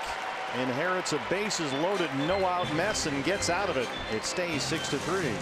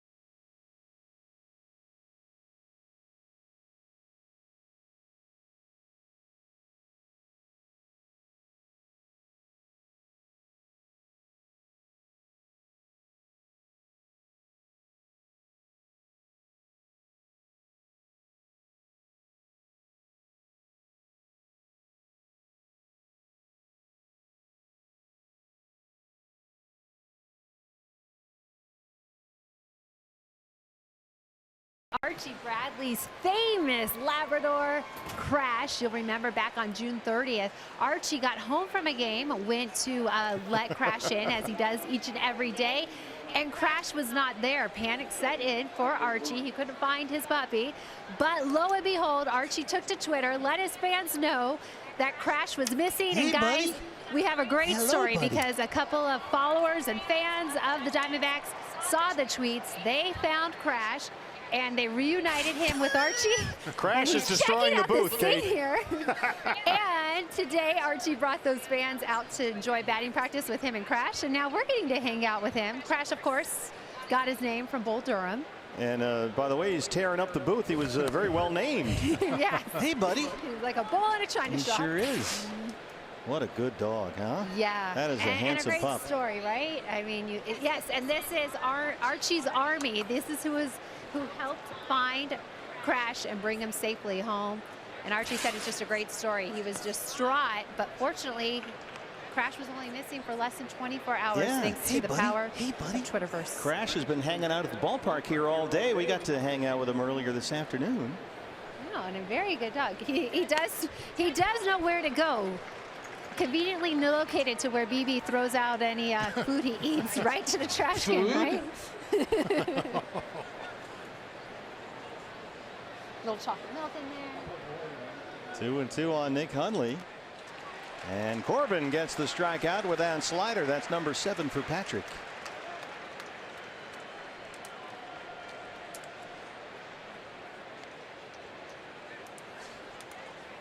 Yeah, Archie put the word out over Twitter and after a Diamondback game the other night, and the whole Twitterverse jumped on board to help him out. It's just, you know, anybody that has a pet that's beloved, a dog like that, you lose it, and just horrible feeling. But they found it by the next morning, thank goodness. Here's Longoria, who singled twice. Here's the slow curve from Corbin.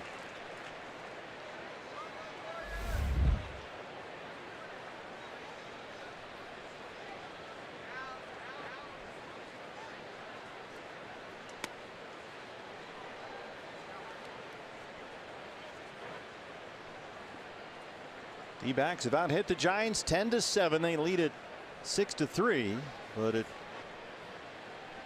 could be a much bigger lead. Diamondbacks have left 6 runners on base, including what could have been a big inning in the bottom of the 4th. Bases loaded, no outs, but they couldn't get a run home. Patrick now at 90 pitches, 61 strikes. That one spins Avila all the way around. 2-2.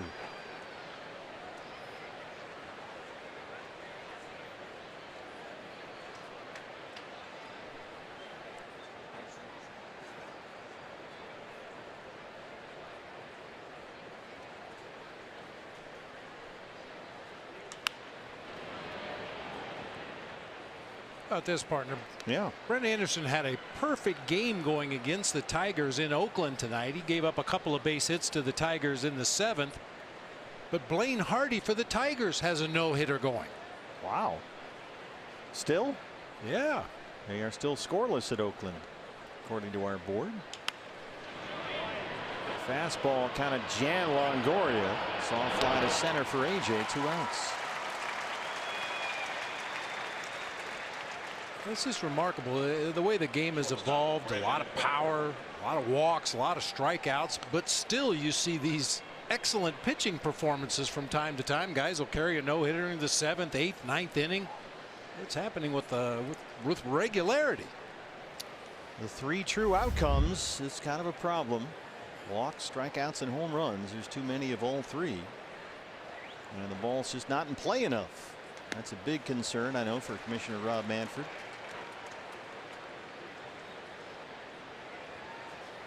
You look up and, you know, Scherzer's got 15 strikeouts and Corbin's got a dozen strikeouts and so-and-so's throwing a no-hitter. And on the other hand, the Rangers are scoring 15 runs a game. So what's going on? 0-2. Patrick trying to get through a 1-2-3 fifth.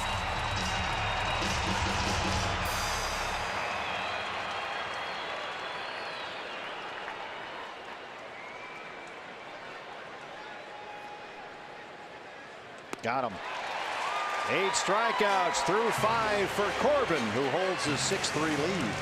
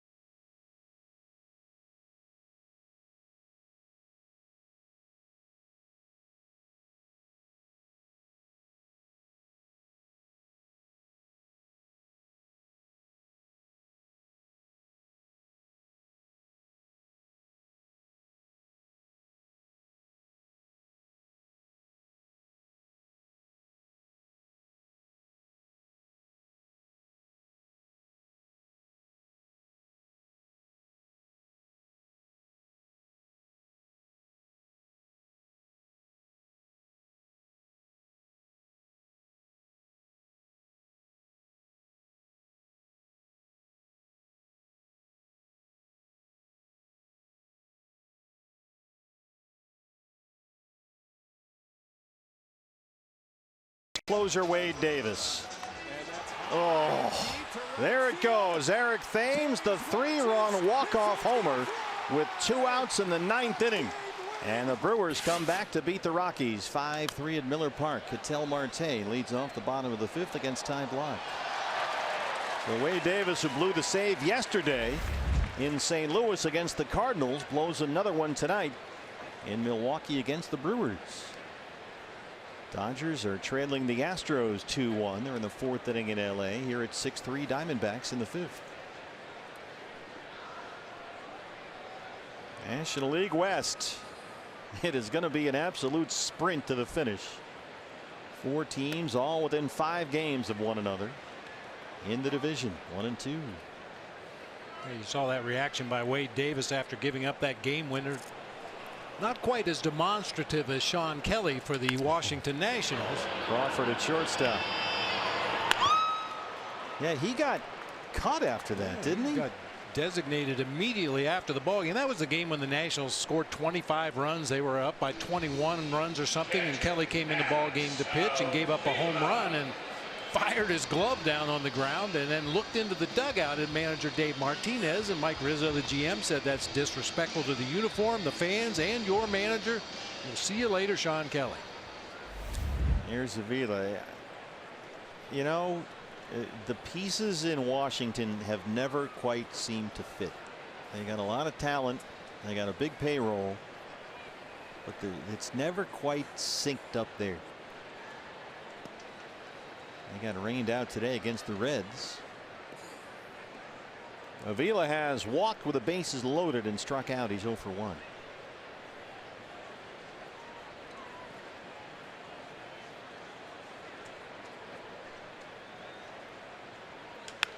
Alex sends one out to left. Pence is there. 2 outs.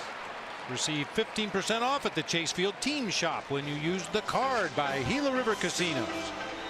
Well, Patrick Corbin at 96 pitches through 5 will hit for himself with 2 outs in the bottom of the 5th. He had a 2-run single in the D-backs 5-run first.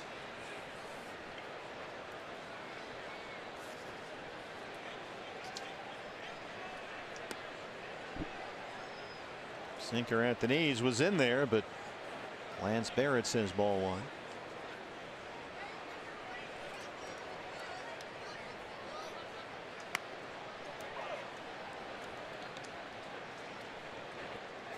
Boy, Ty Blach pulled a rabbit out of the hat in the 4th. Bases loaded, no outs. Came on in relief of Stratton.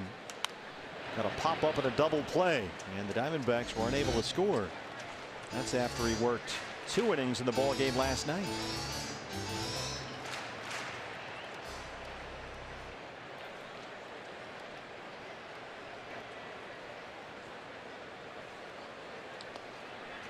Jed Lowry with a base hit in that ball game in Oakland against the Tigers, so the dual no-hitter alert is off. Stand down.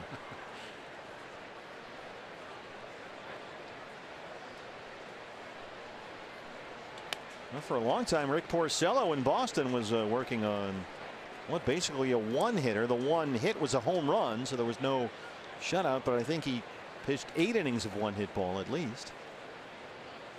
Corbin. High block. Darno cleans it up. And we'll head to the 6th. 6-3 D-backs.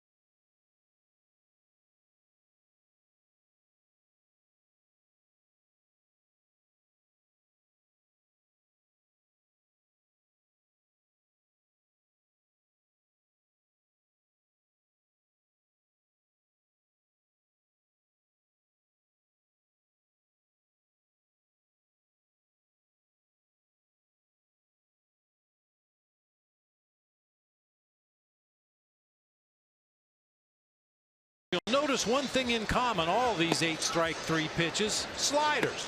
79% of his strikeouts this season have come via the slider, all 8 in the ball game tonight. And Patrick throws that slider with 2 strikes more than any other pitcher in the game. And through 5, he's got 8 punch outs, has not walked a batter, and leads it 6-3. Back out there to start the 6th inning at 96 pitches. Slater, Darno, Pence due up for the Giants, 5, 6, and 7. Patrick Corbin right now 3rd in the majors in strikeouts behind Jacob DeGrom. Well, Scherzer was 1. Yeah, Scherzer was 1. DeGrom, I think, moved into first place tonight. He punched out 9 in the ball game tonight, a loss to the Braves, becoming the first pitcher in 102 years with an ERA under 2 and a losing record through 22 starts. Meet the Mets. Greet the Mets. Here's, boy, this guy, Austin Slater. 2 at bats, 2 RBI singles.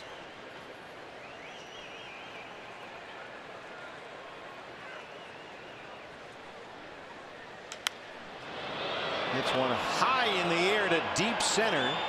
AJ has got room. 5 in a row set down by Patrick. Well, we finally figured out a way to get Slater out. Brings up Chase Darno.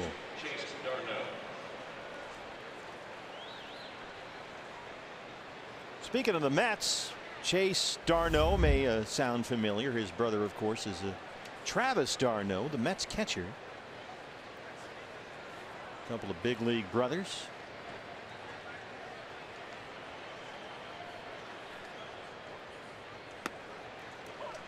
There's a fastball from Patrick at 88 in their first round.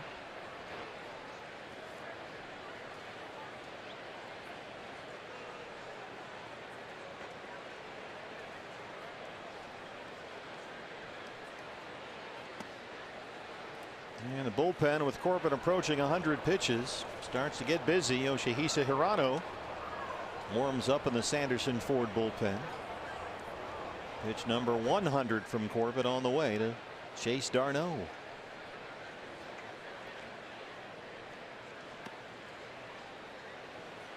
Jacob DeGrom, through 22 starts this year, has a 5-7 record with a 1.85 ERA and a 0.97 WHIP. That's walks and hits per innings pitched. Well, that's why so many people hate the win stat as a way to evaluate a pitcher. It's more a matter of circumstance than a sort of a record of performance. Another high fly ball to center. 2 down. D-back season tickets for the 2019 season are on sale right now. Choose from a full, a half, a series, or a weekend season ticket plan and guaranteed postseason priority. Log on now to dbacks.com. I think, Bob, this is a fairly impressive start for Patrick Corbin. He was not at his best tonight. Gave up 3 singles and a run in the first. Bounced back with a 1-2-3 second. Threw a whole bunch more pitches in the third when the Giants got 2 more. And ever since then, he has been nails. So he really did a good job of putting a rocky start behind him. And he has set down the last 7 he's faced. 6-3 D-backs.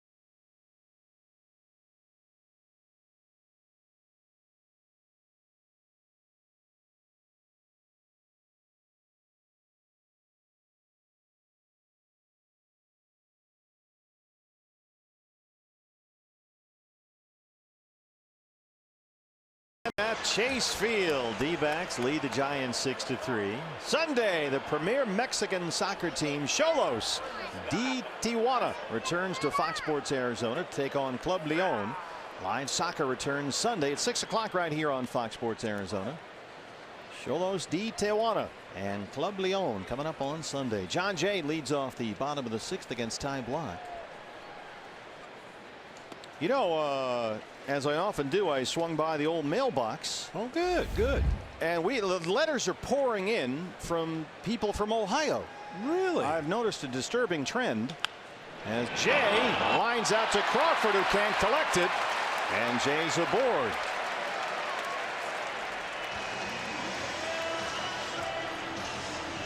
Jay had a single in the second and ruled out a base hit as well. He's 2 for 4. Brings up Goldie.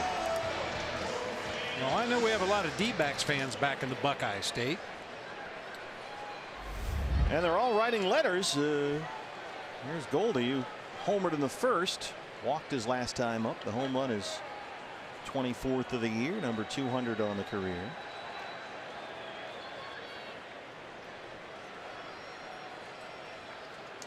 Goldie joins Gonzo as the only players in D-backs history with at least 200 home runs. It was also Goldie's 95th in this ballpark, matching Gonzo's D-backs record.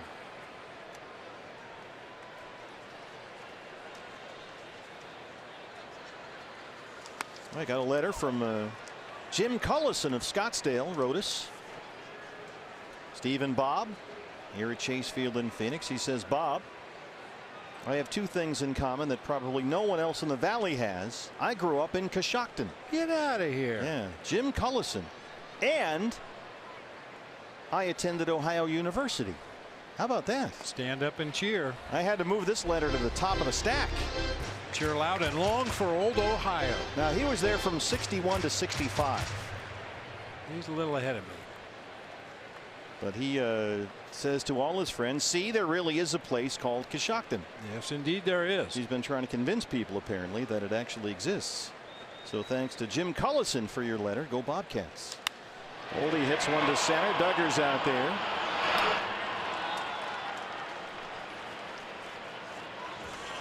I think our campaign to put Coshocton, Ohio on the front of America's consciousness is really going well. There's Peralta, who homered in the second.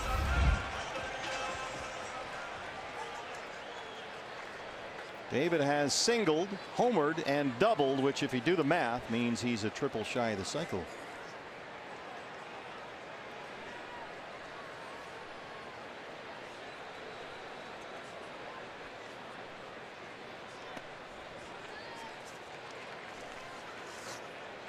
And with one more hit, David will break a tie for 3rd in the last 4 seasons. Guys with 4 hit games. Jose Altuve atop the list with 19 4-hit games in the last 4 years. Mookie Betts has 13. David Peralta tied with several others with 11 4-hit games.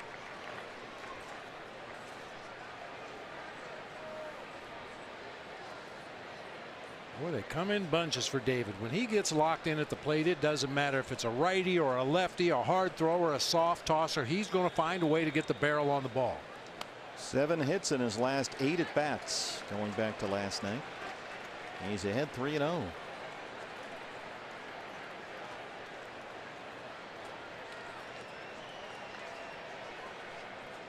AJ on deck. He has singled and walked tonight. Now Hundley wants a word. You know, just to put a bow on our discussion about Jacob deGrom, his 5-7 record with an ERA of 1.85 as a point of comparison. The Giants starter tonight, Chris Stratton, is 8-6 going into play tonight with an ERA of 5.14. And that ERA is going up, by the way. Going up, and the record is going to go down, but you get the point. The wins and losses are really not a great way to evaluate a starting pitcher.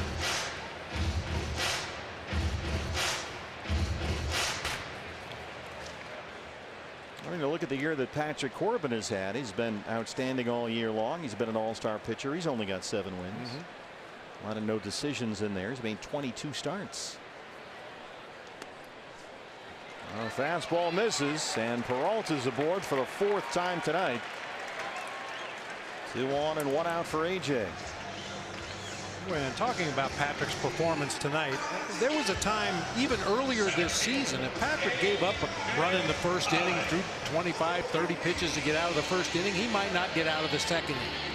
But he found a way to bow his neck, get back into that strike zone, use that slider effectively to wipe out these Giants hitters with 2 strikes. And I think this is all part of the evolution of Patrick Corbin. Time block. Getting a mound visit from Bruce Bochy, who will bring in a new pitcher. We'll take a break.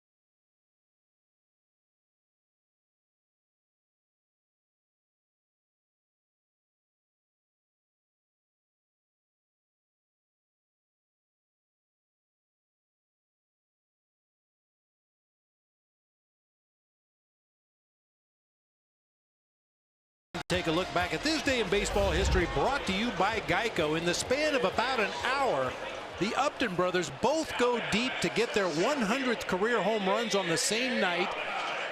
Justin had his in Philadelphia. BJ had his down at Tropicana Field in Tampa. And I don't know if this is irony or coincidence, but on the 20th of July, they both hit their 99th home run on the same day. I have that as coincidence. Okay. But you never know. It's cool. It definitely is. That's why it's a Geico legacy moment. Reyes Moranta, hard throwing right-hander, is on to face AJ Pollock. D-backs with 2 on and 1 out. This has become Moranta's specialty. 34 inherited runners leads the Giants and is tied for the most in the National League. You can see he's been outstanding. Only 9 of the 34 have scored a 1.84 ERA this year in 51 appearances. 57 punch-outs in 49 innings of work. He has become one of the best relievers in the league. Dotting the corner with a 96-mile-an-hour fastball, and he jumps ahead 0-2.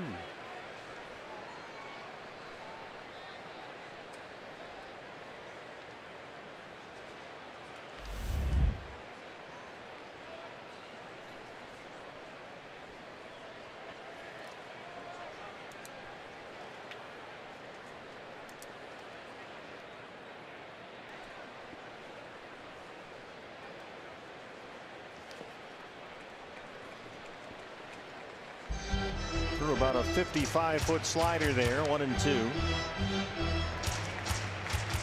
AJ singled in the second. He walked in the fourth. He's now hit safely in 5 straight.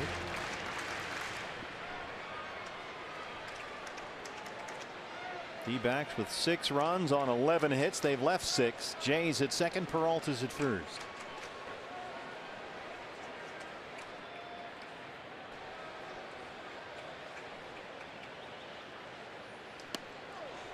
Boy, just dropped that slider in there, and AJ caught looking. That's tough duty for AJ Pollock. You mentioned he spiked a slider way out in front of home plate and then comes right back with one at the knees, middle of the plate. Well, the Diamondbacks have had chances. Got another one right here. 2 on now, 2 out for Escobar, who has singled twice. 2 for 3.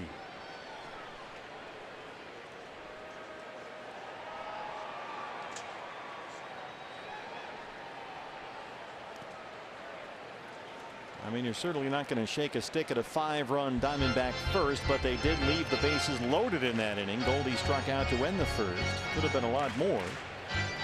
And then they had bases loaded, no outs in the fourth, and could not get a run home. And that was a recurring theme in last night's ball game.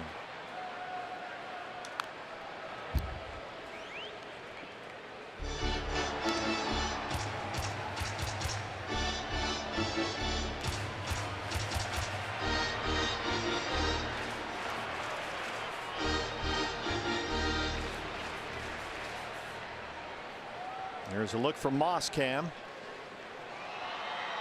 Right behind home plate. 1-1 on Eduardo Escobar. And that slider, when he wants to just drop it in there, can steal a strike. Seems to catch guys off balance.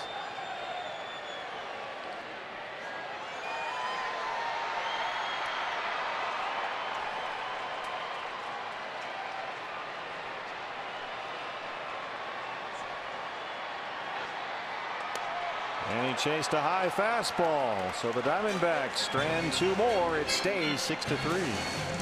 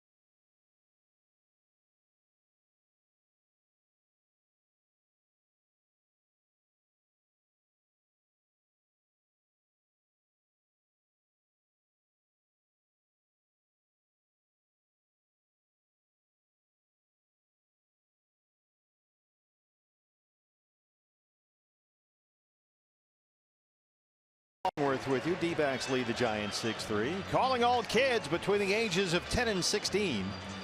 If you'd like to be part of a D-backs telecast, interview a player, go behind the scenes and see what it takes to produce baseball on the TV, then come on out Sunday to Chase Field. It's the Fox Sports Arizona Sanderson Ford Kidcaster auditions from 11:30 to 1:30 at the Sandlot during the D-backs and Giants game, and this will be the final Kidcaster audition for 2018. So your last chance is coming up this Sunday. Yoshi Hirano on to work the 7th from the Diamondback bullpen. 52nd appearance of the season for Yoshi. Fine ERA of 2.33. He too has struck out nearly a batter per inning. Duggar, the center fielder, 0 for 2, will lead it off. Pitcher spot behind him, and Joe Panik has come out in the on-deck circle. He would hit for Maranta.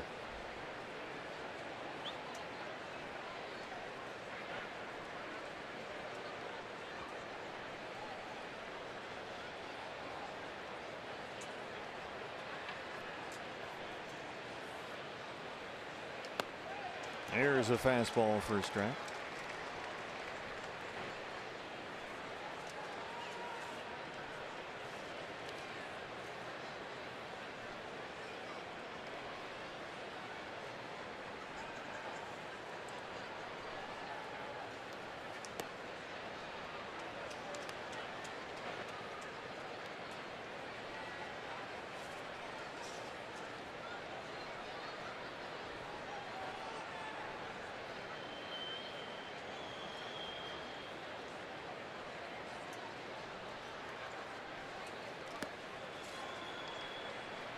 Yoshi has worked in 17 games here at Chase Field this year. 14 of those appearances have been scoreless.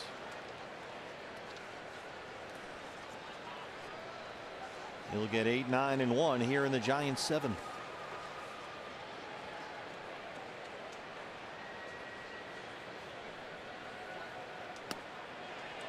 Fastball too far off the plate for Lance Barrett, and Yoshi's fallen behind 3-1. Panic on deck.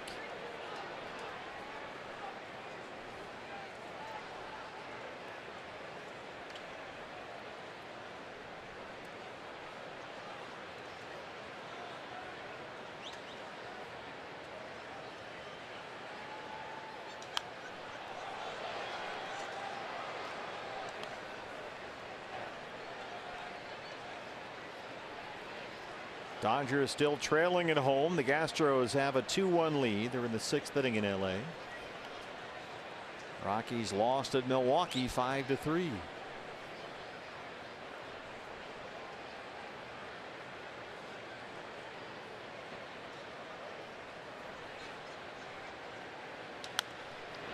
On the ground, backhanded by Goldie. Yoshi hustles over there and finds the bag. Nicely done. As Duggar can run, he's got some speed. That's one of the toughest plays for a first baseman, going to your backhand, not able to set your feet, just throwing off balance, but perfectly leads Yoshi to the bag for the first out of the inning here in the 7th. And Panic will be the hitter. Joe Panic, 235 and 4 homers. 0 for 2 last night.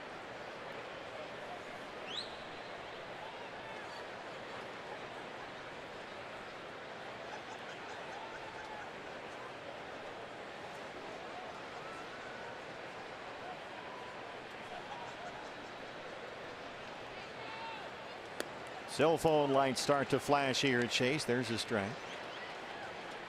Panic not in the original starting lineup. He was sitting against the left-hander Patrick Corbin.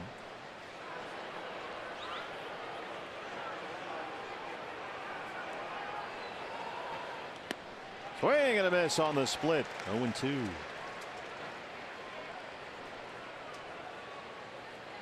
Panic just came back Monday. He missed 17 games with a left groin strain.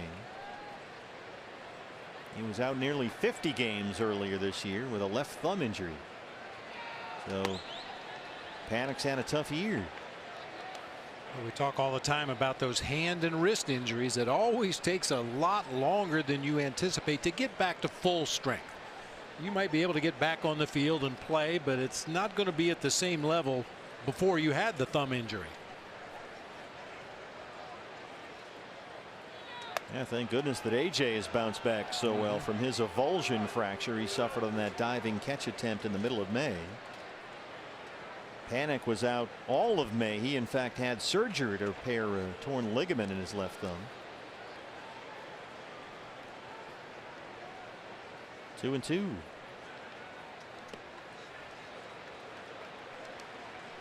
Yoshi lately has been a little more erratic with his stuff. It's a little more all over the place than it was earlier this year. Misses up sometimes with the splitter, sprays it around a bit more often, but still just as effective. Fastball slap foul. I don't think that's all bad for Yoshi. He's a guy that has developed a reputation very quickly here in the major leagues of being a strike thrower. He's going to pound the corners with that fastball. Going to throw that splitter up there from time to time. And the word gets around, hey, this guy's always around the plate. Well, every now and then you airmail one up underneath the guy's chin or throw it 3 feet off the outside corner. Guys aren't quite as anxious to dig in. 3-2 to Panic. Center field, it backs up Pollock.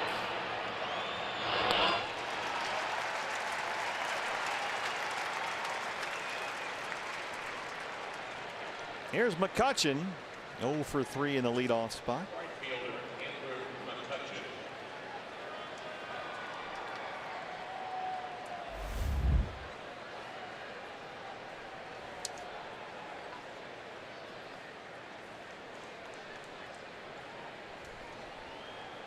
D-backs will put the shift on against McCutchen.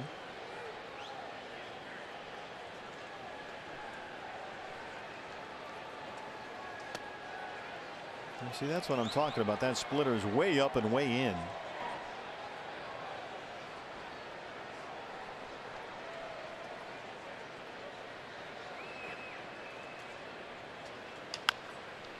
Here's the fastball, bounced to short. Short hop by Marte makes a nice play. Ketel Marte, Yoshi works a 1-2-3 seventh. It's 6-3 D-backs.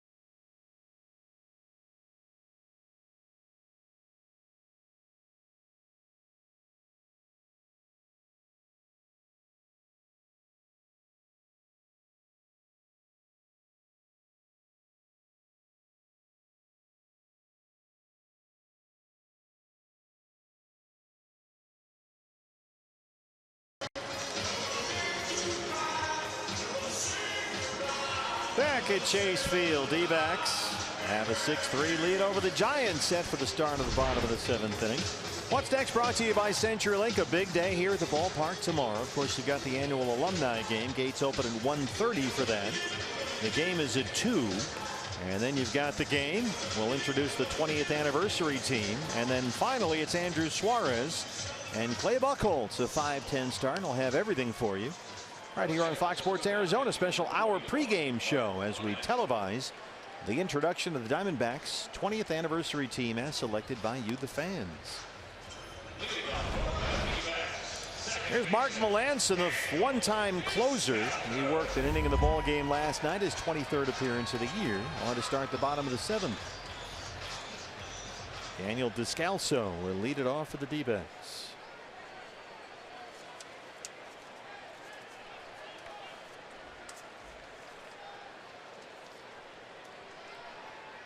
Daniel walked and scored on that 5-run first. And he's 0 for 2. Giants put the shift on against him. And Descalso shoots it the other way. It's in the gap in left center. Duggar cuts it off. It's a long single.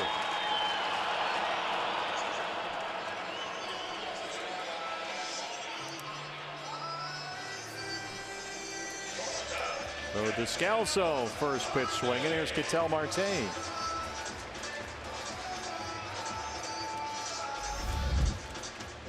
Now 12 hits for the D-backs.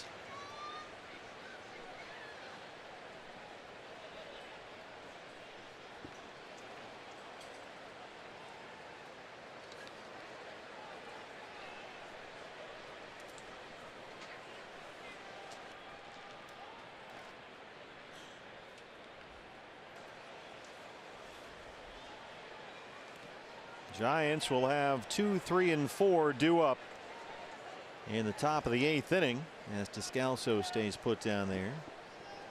And so Archie Bradley, with his dog Crash here in the ballpark, starts to get loose in the Sanderson Ford bullpen. Hundley, Longoria, Crawford due up.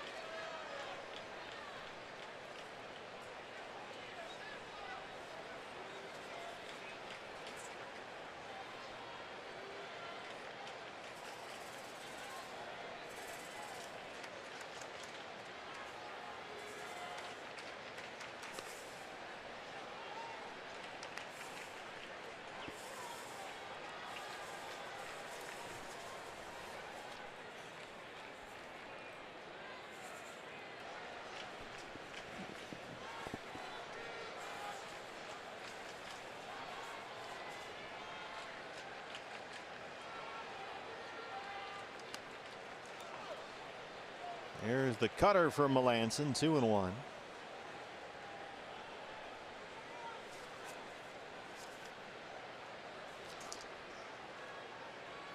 Melanson missed much of this year with a flexor strain in his throwing elbow. Just came off the DL June the 1st. And this is the first time all season, in fact, that he's worked in back-to-back games. Melanson pitched the 6th inning last night. Gave up a David Peralta single. He threw 15 pitches.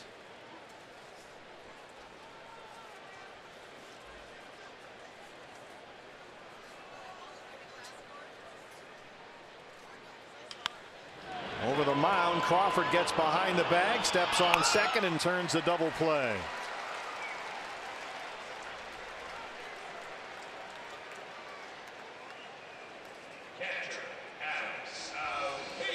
Here's Avila.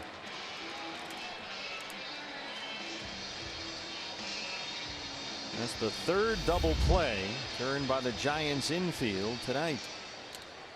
Marte hit into a double play to win the 2nd. Descalso hit into a double play with the bases full to win the 4th. And now Marte again in the 7th.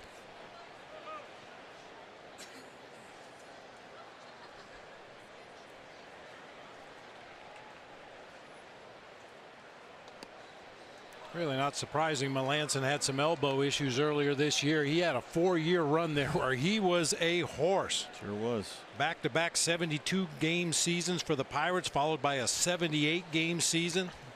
Traded to the Washington Nationals in that particular season. 75 games combined between the Pirates and the Nationals.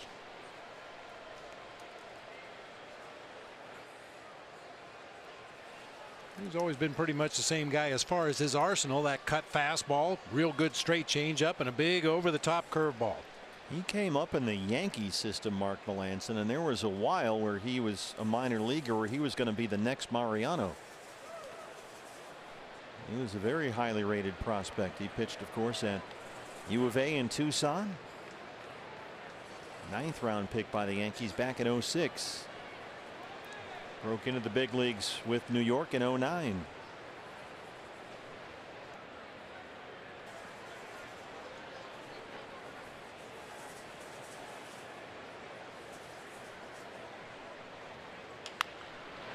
Slow roller.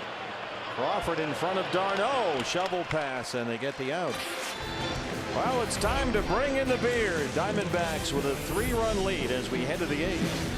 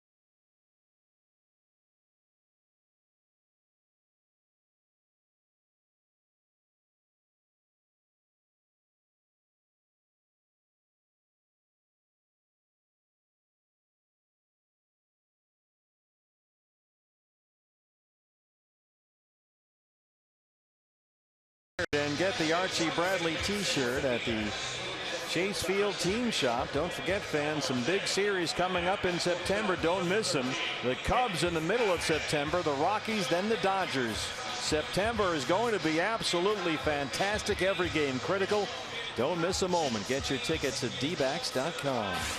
I think, Bob, it's safe to say that our producer, Brad the Big Dog Weimer, is making television history here tonight, because what we believe is happening for the first time in Major League history is that Archie Bradley will pitch while his dog watches from the ballpark. There is Crash, who's crashed our booth watching Archie pitch the 8th inning, and Nick Hundley leads it off for the Giants. Don't be nervous, Archie. Or Crash.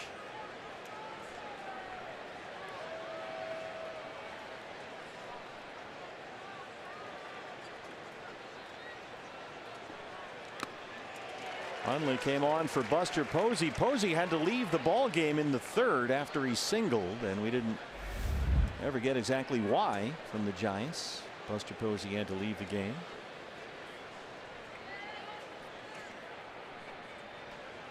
Crash has been hanging out with us at the ballpark all day today.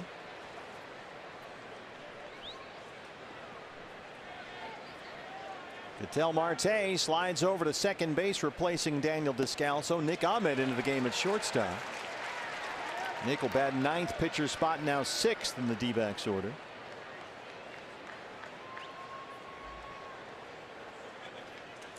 One and two on Nick Hundley. Got him.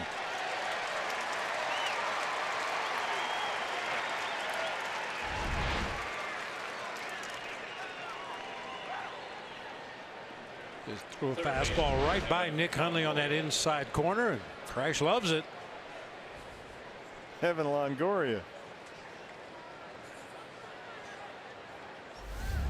Longoria has singled twice and scored a run, 2 for 3.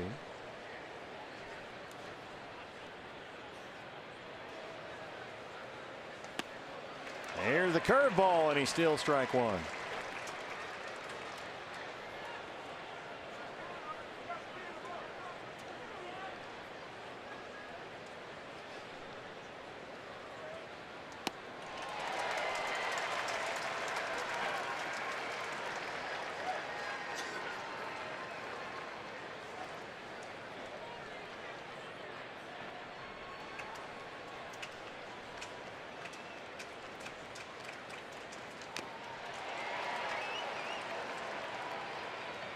That one caught Alex Avila behind the plate.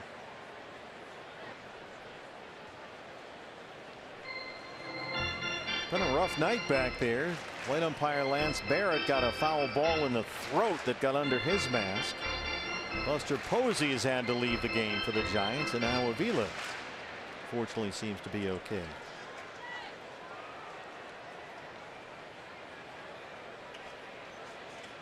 That'll stop hurting in November.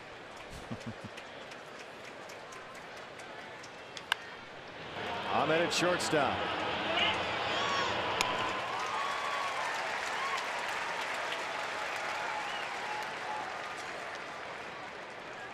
Two down for Crawford.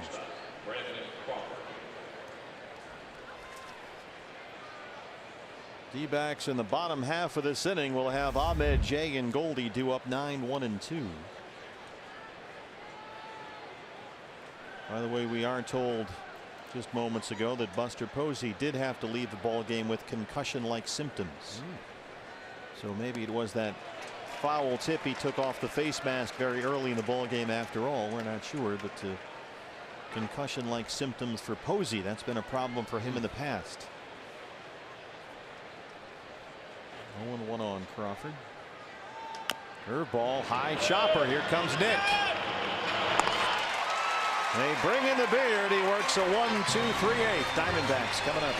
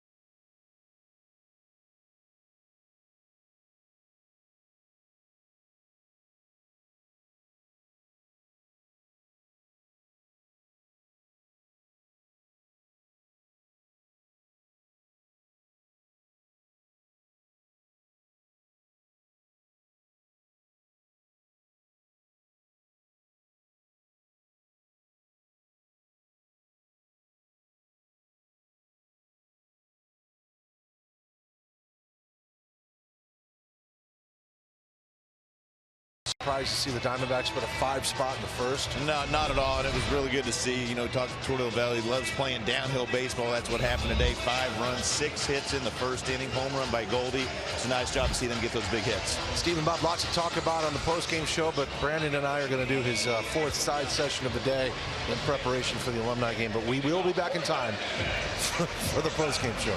Todd, I don't buy that for a moment as Sam Dyson comes on, the right-hander. Webby looks like George Hamilton out there. Has he been tanning himself? Bob's trying to keep up here in the booth. He's going to need a nuclear weapon to get anywhere close to Brandon's quote-unquote tan. Webby, do you have a tanning bed in that Winnebago? What's happening? That's what happened. 30 days at the beach in a row. Oh, 30. That's a lot. 30. Not a weekend, gig. not a week. 30. 30. Yep. Well, he looks fabulous. He really does. Here's Nick Ahmed. Marvelous. I said he looked like Quint. And Ahmed takes the first one right in the back. A curveball from Dyson.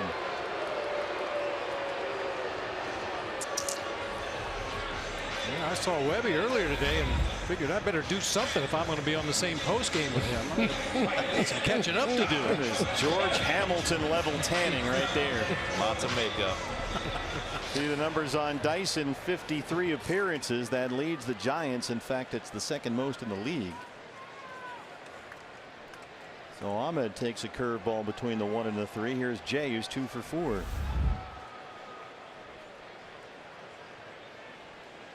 Do those lights give off a tan? Well, I know the sun does, and apparently Webby spent a lot of beach time lately. There goes Nick. Swing and bunt, stays fair. Dyson's on it, and Ahmed moves up. Nick running on the pitch.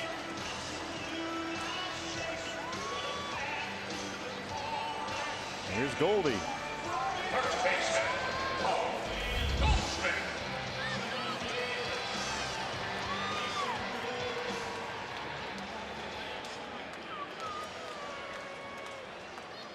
Mound visit being recorded by Lance Barrett as the closer Brad Boxberger starts to get loose in the Sanderson Ford bullpen.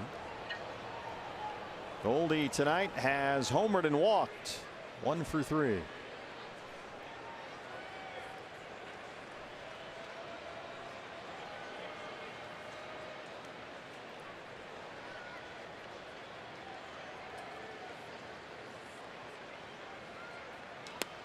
"30 straight days at the beach." Life's tough. For some, it's a good gig. Well, I got a feeling tomorrow out on the mound is not going to be any day at the beach for Webby. See, nice. That's what you did there. He's been warming up, throwing in the surf like Sid Finch with his pant legs rolled up.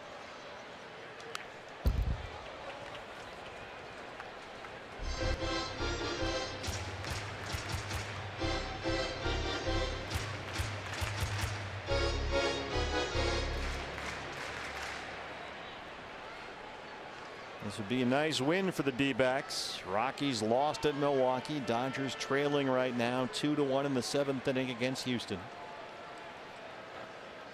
Trying to regain a tie for the NL West lead. Fastball fouled away, 1-2.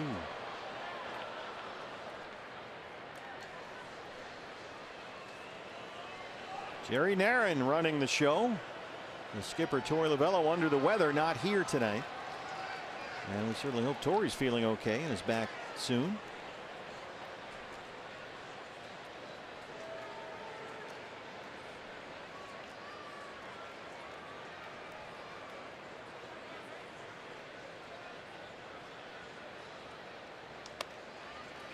D-backs got Jerry Narron a 5-run first. I was going to nominate him for manager of the year.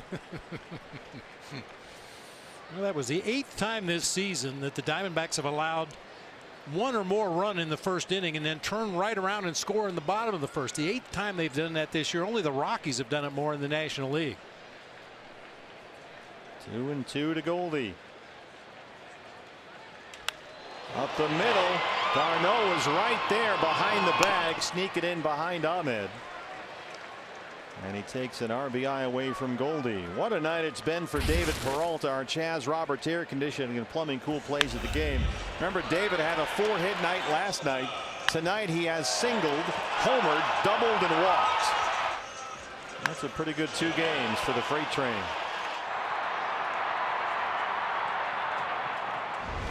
So he still has a chance here for the cycle. He needs the triple.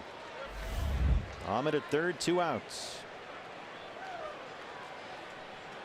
He's playing in a triples ballpark after all. He's got 4 triples this year.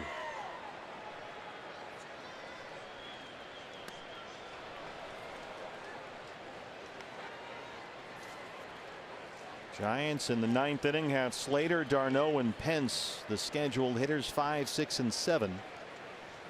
Boxberger warming up in the bullpen.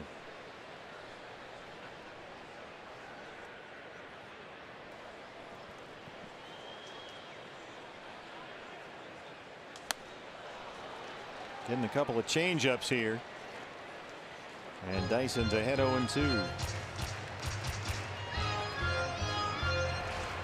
Andrew Chafin, the new dad, back from paternity leave, has joined Boxberger. Congratulations to Andrew and his wife Shelby. A little daughter, Adeline, born the other day. That was Wednesday. 3 changeups and 3 strikes. They strand Ahmed at third. 9th inning on the way.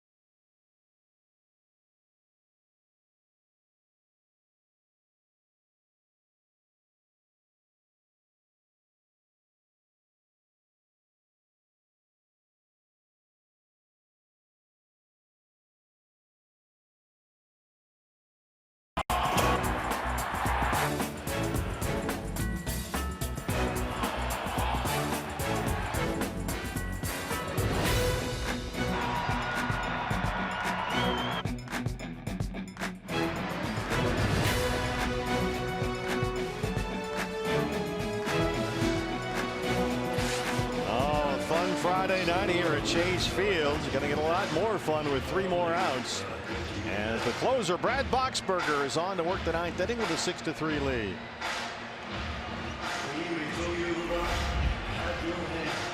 Boxberger 25 for 30 in his save attempts this year. Had a nice bounce back save in his last appearance. Due up for the Giants, Austin Slater, Chase d'Arnaud, and Hunter Pence, although Alan Hansen has come out in the on-deck circle. He would hit for d'Arnaud. Slater with a pair of RBI singles tonight. He's 2 for 3. D-backs have out-hit the Giants 12-7. They hold a 6-3 lead. Trying to even the series at a game apiece. The Rockies have lost. The Dodgers are losing.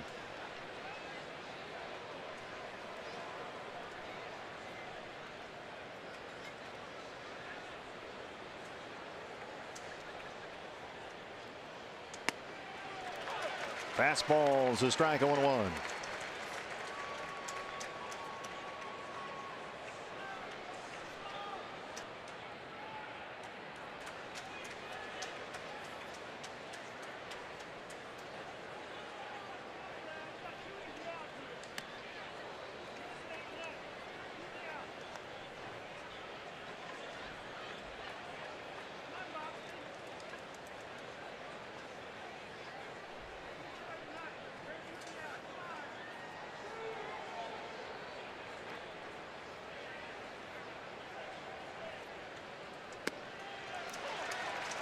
1-2.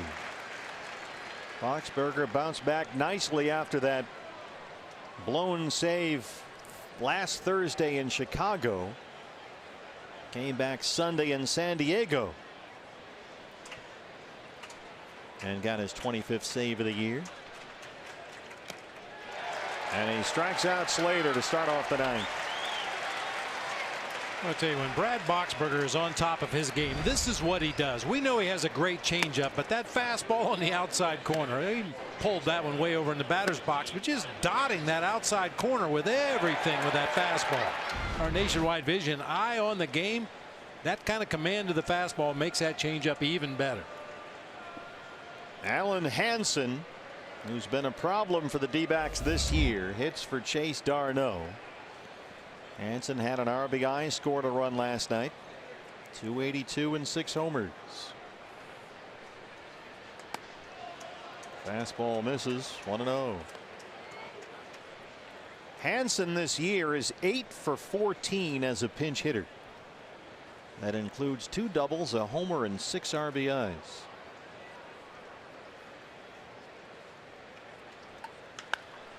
Popped him up. Ketel Marte. 2 outs.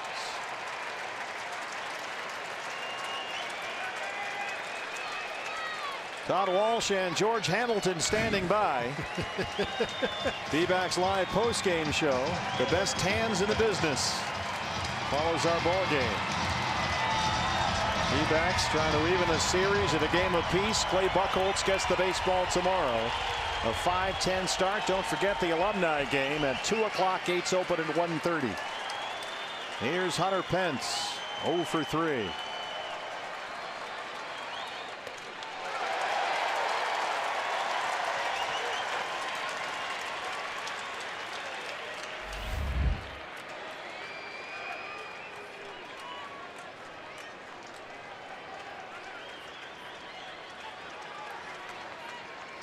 He's keeping track of the strikes.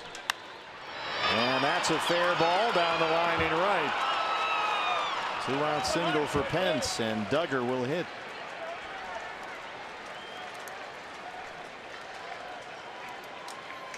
That was House of Pain guy too, I think, wasn't it?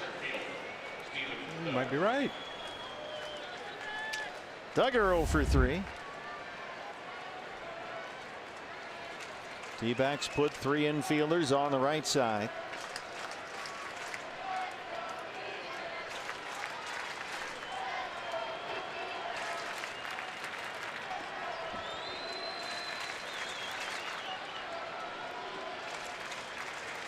Pence breaks for second, and Duggar knocks it into right. Pence stops at second and now heads for third.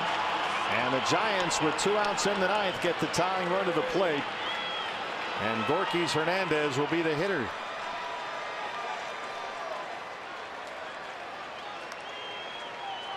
A pair of 2-out singles for San Francisco.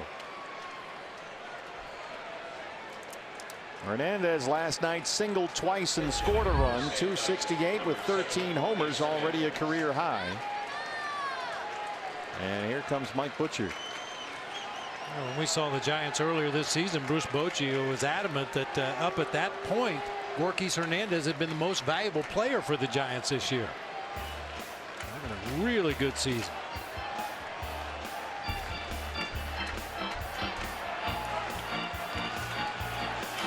Hernandez 0 for 2 against Brad Boxberger lifetime with a couple of punch outs. The entire infield meets at the mound. Lance Barrett out to break that up. And Hernandez is the hitter.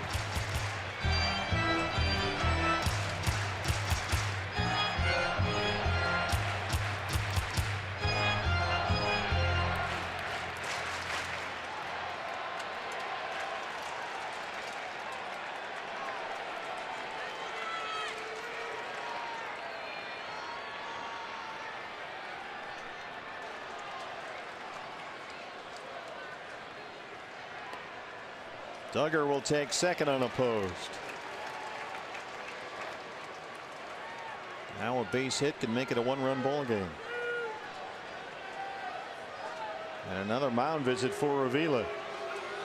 I'm pretty sure this is just going over the signs with the runner at second base. Diamondbacks use such a complicated set of signs with runners at second, and they change them up regularly, so they just want to make sure everybody's on the same page. Nick Ahmed comes in from his shortstop position. Now we'll relay on to Ketel Marte exactly what signs they're using.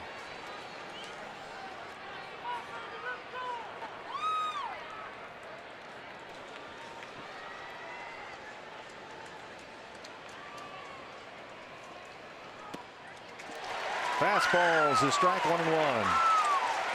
Hernandez not thrilled with Lance Barrett's call. He'll step out. That was right at the knees.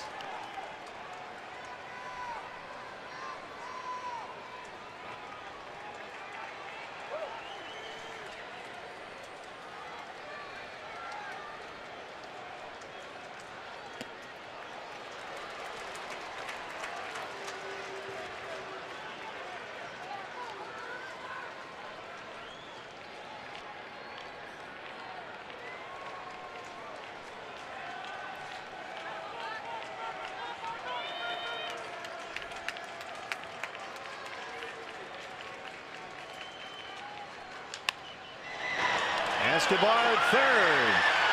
Diamondbacks win it. Jump around. Series even in a game apiece. And the D-backs get to 11 over 500. Jerry Narron guides him to win number 61 on the year. Good grinding performance tonight by Patrick Corbin. Obviously didn't have his best stuff, but found a way to work his way through this Giants lineup, and it certainly didn't hurt anything that the offense put that 5 spot on the board in the first. And they snap a 5-game losing streak against San Francisco. Keep in mind, Rockies lost, Dodgers losing. Much more on the way right after this.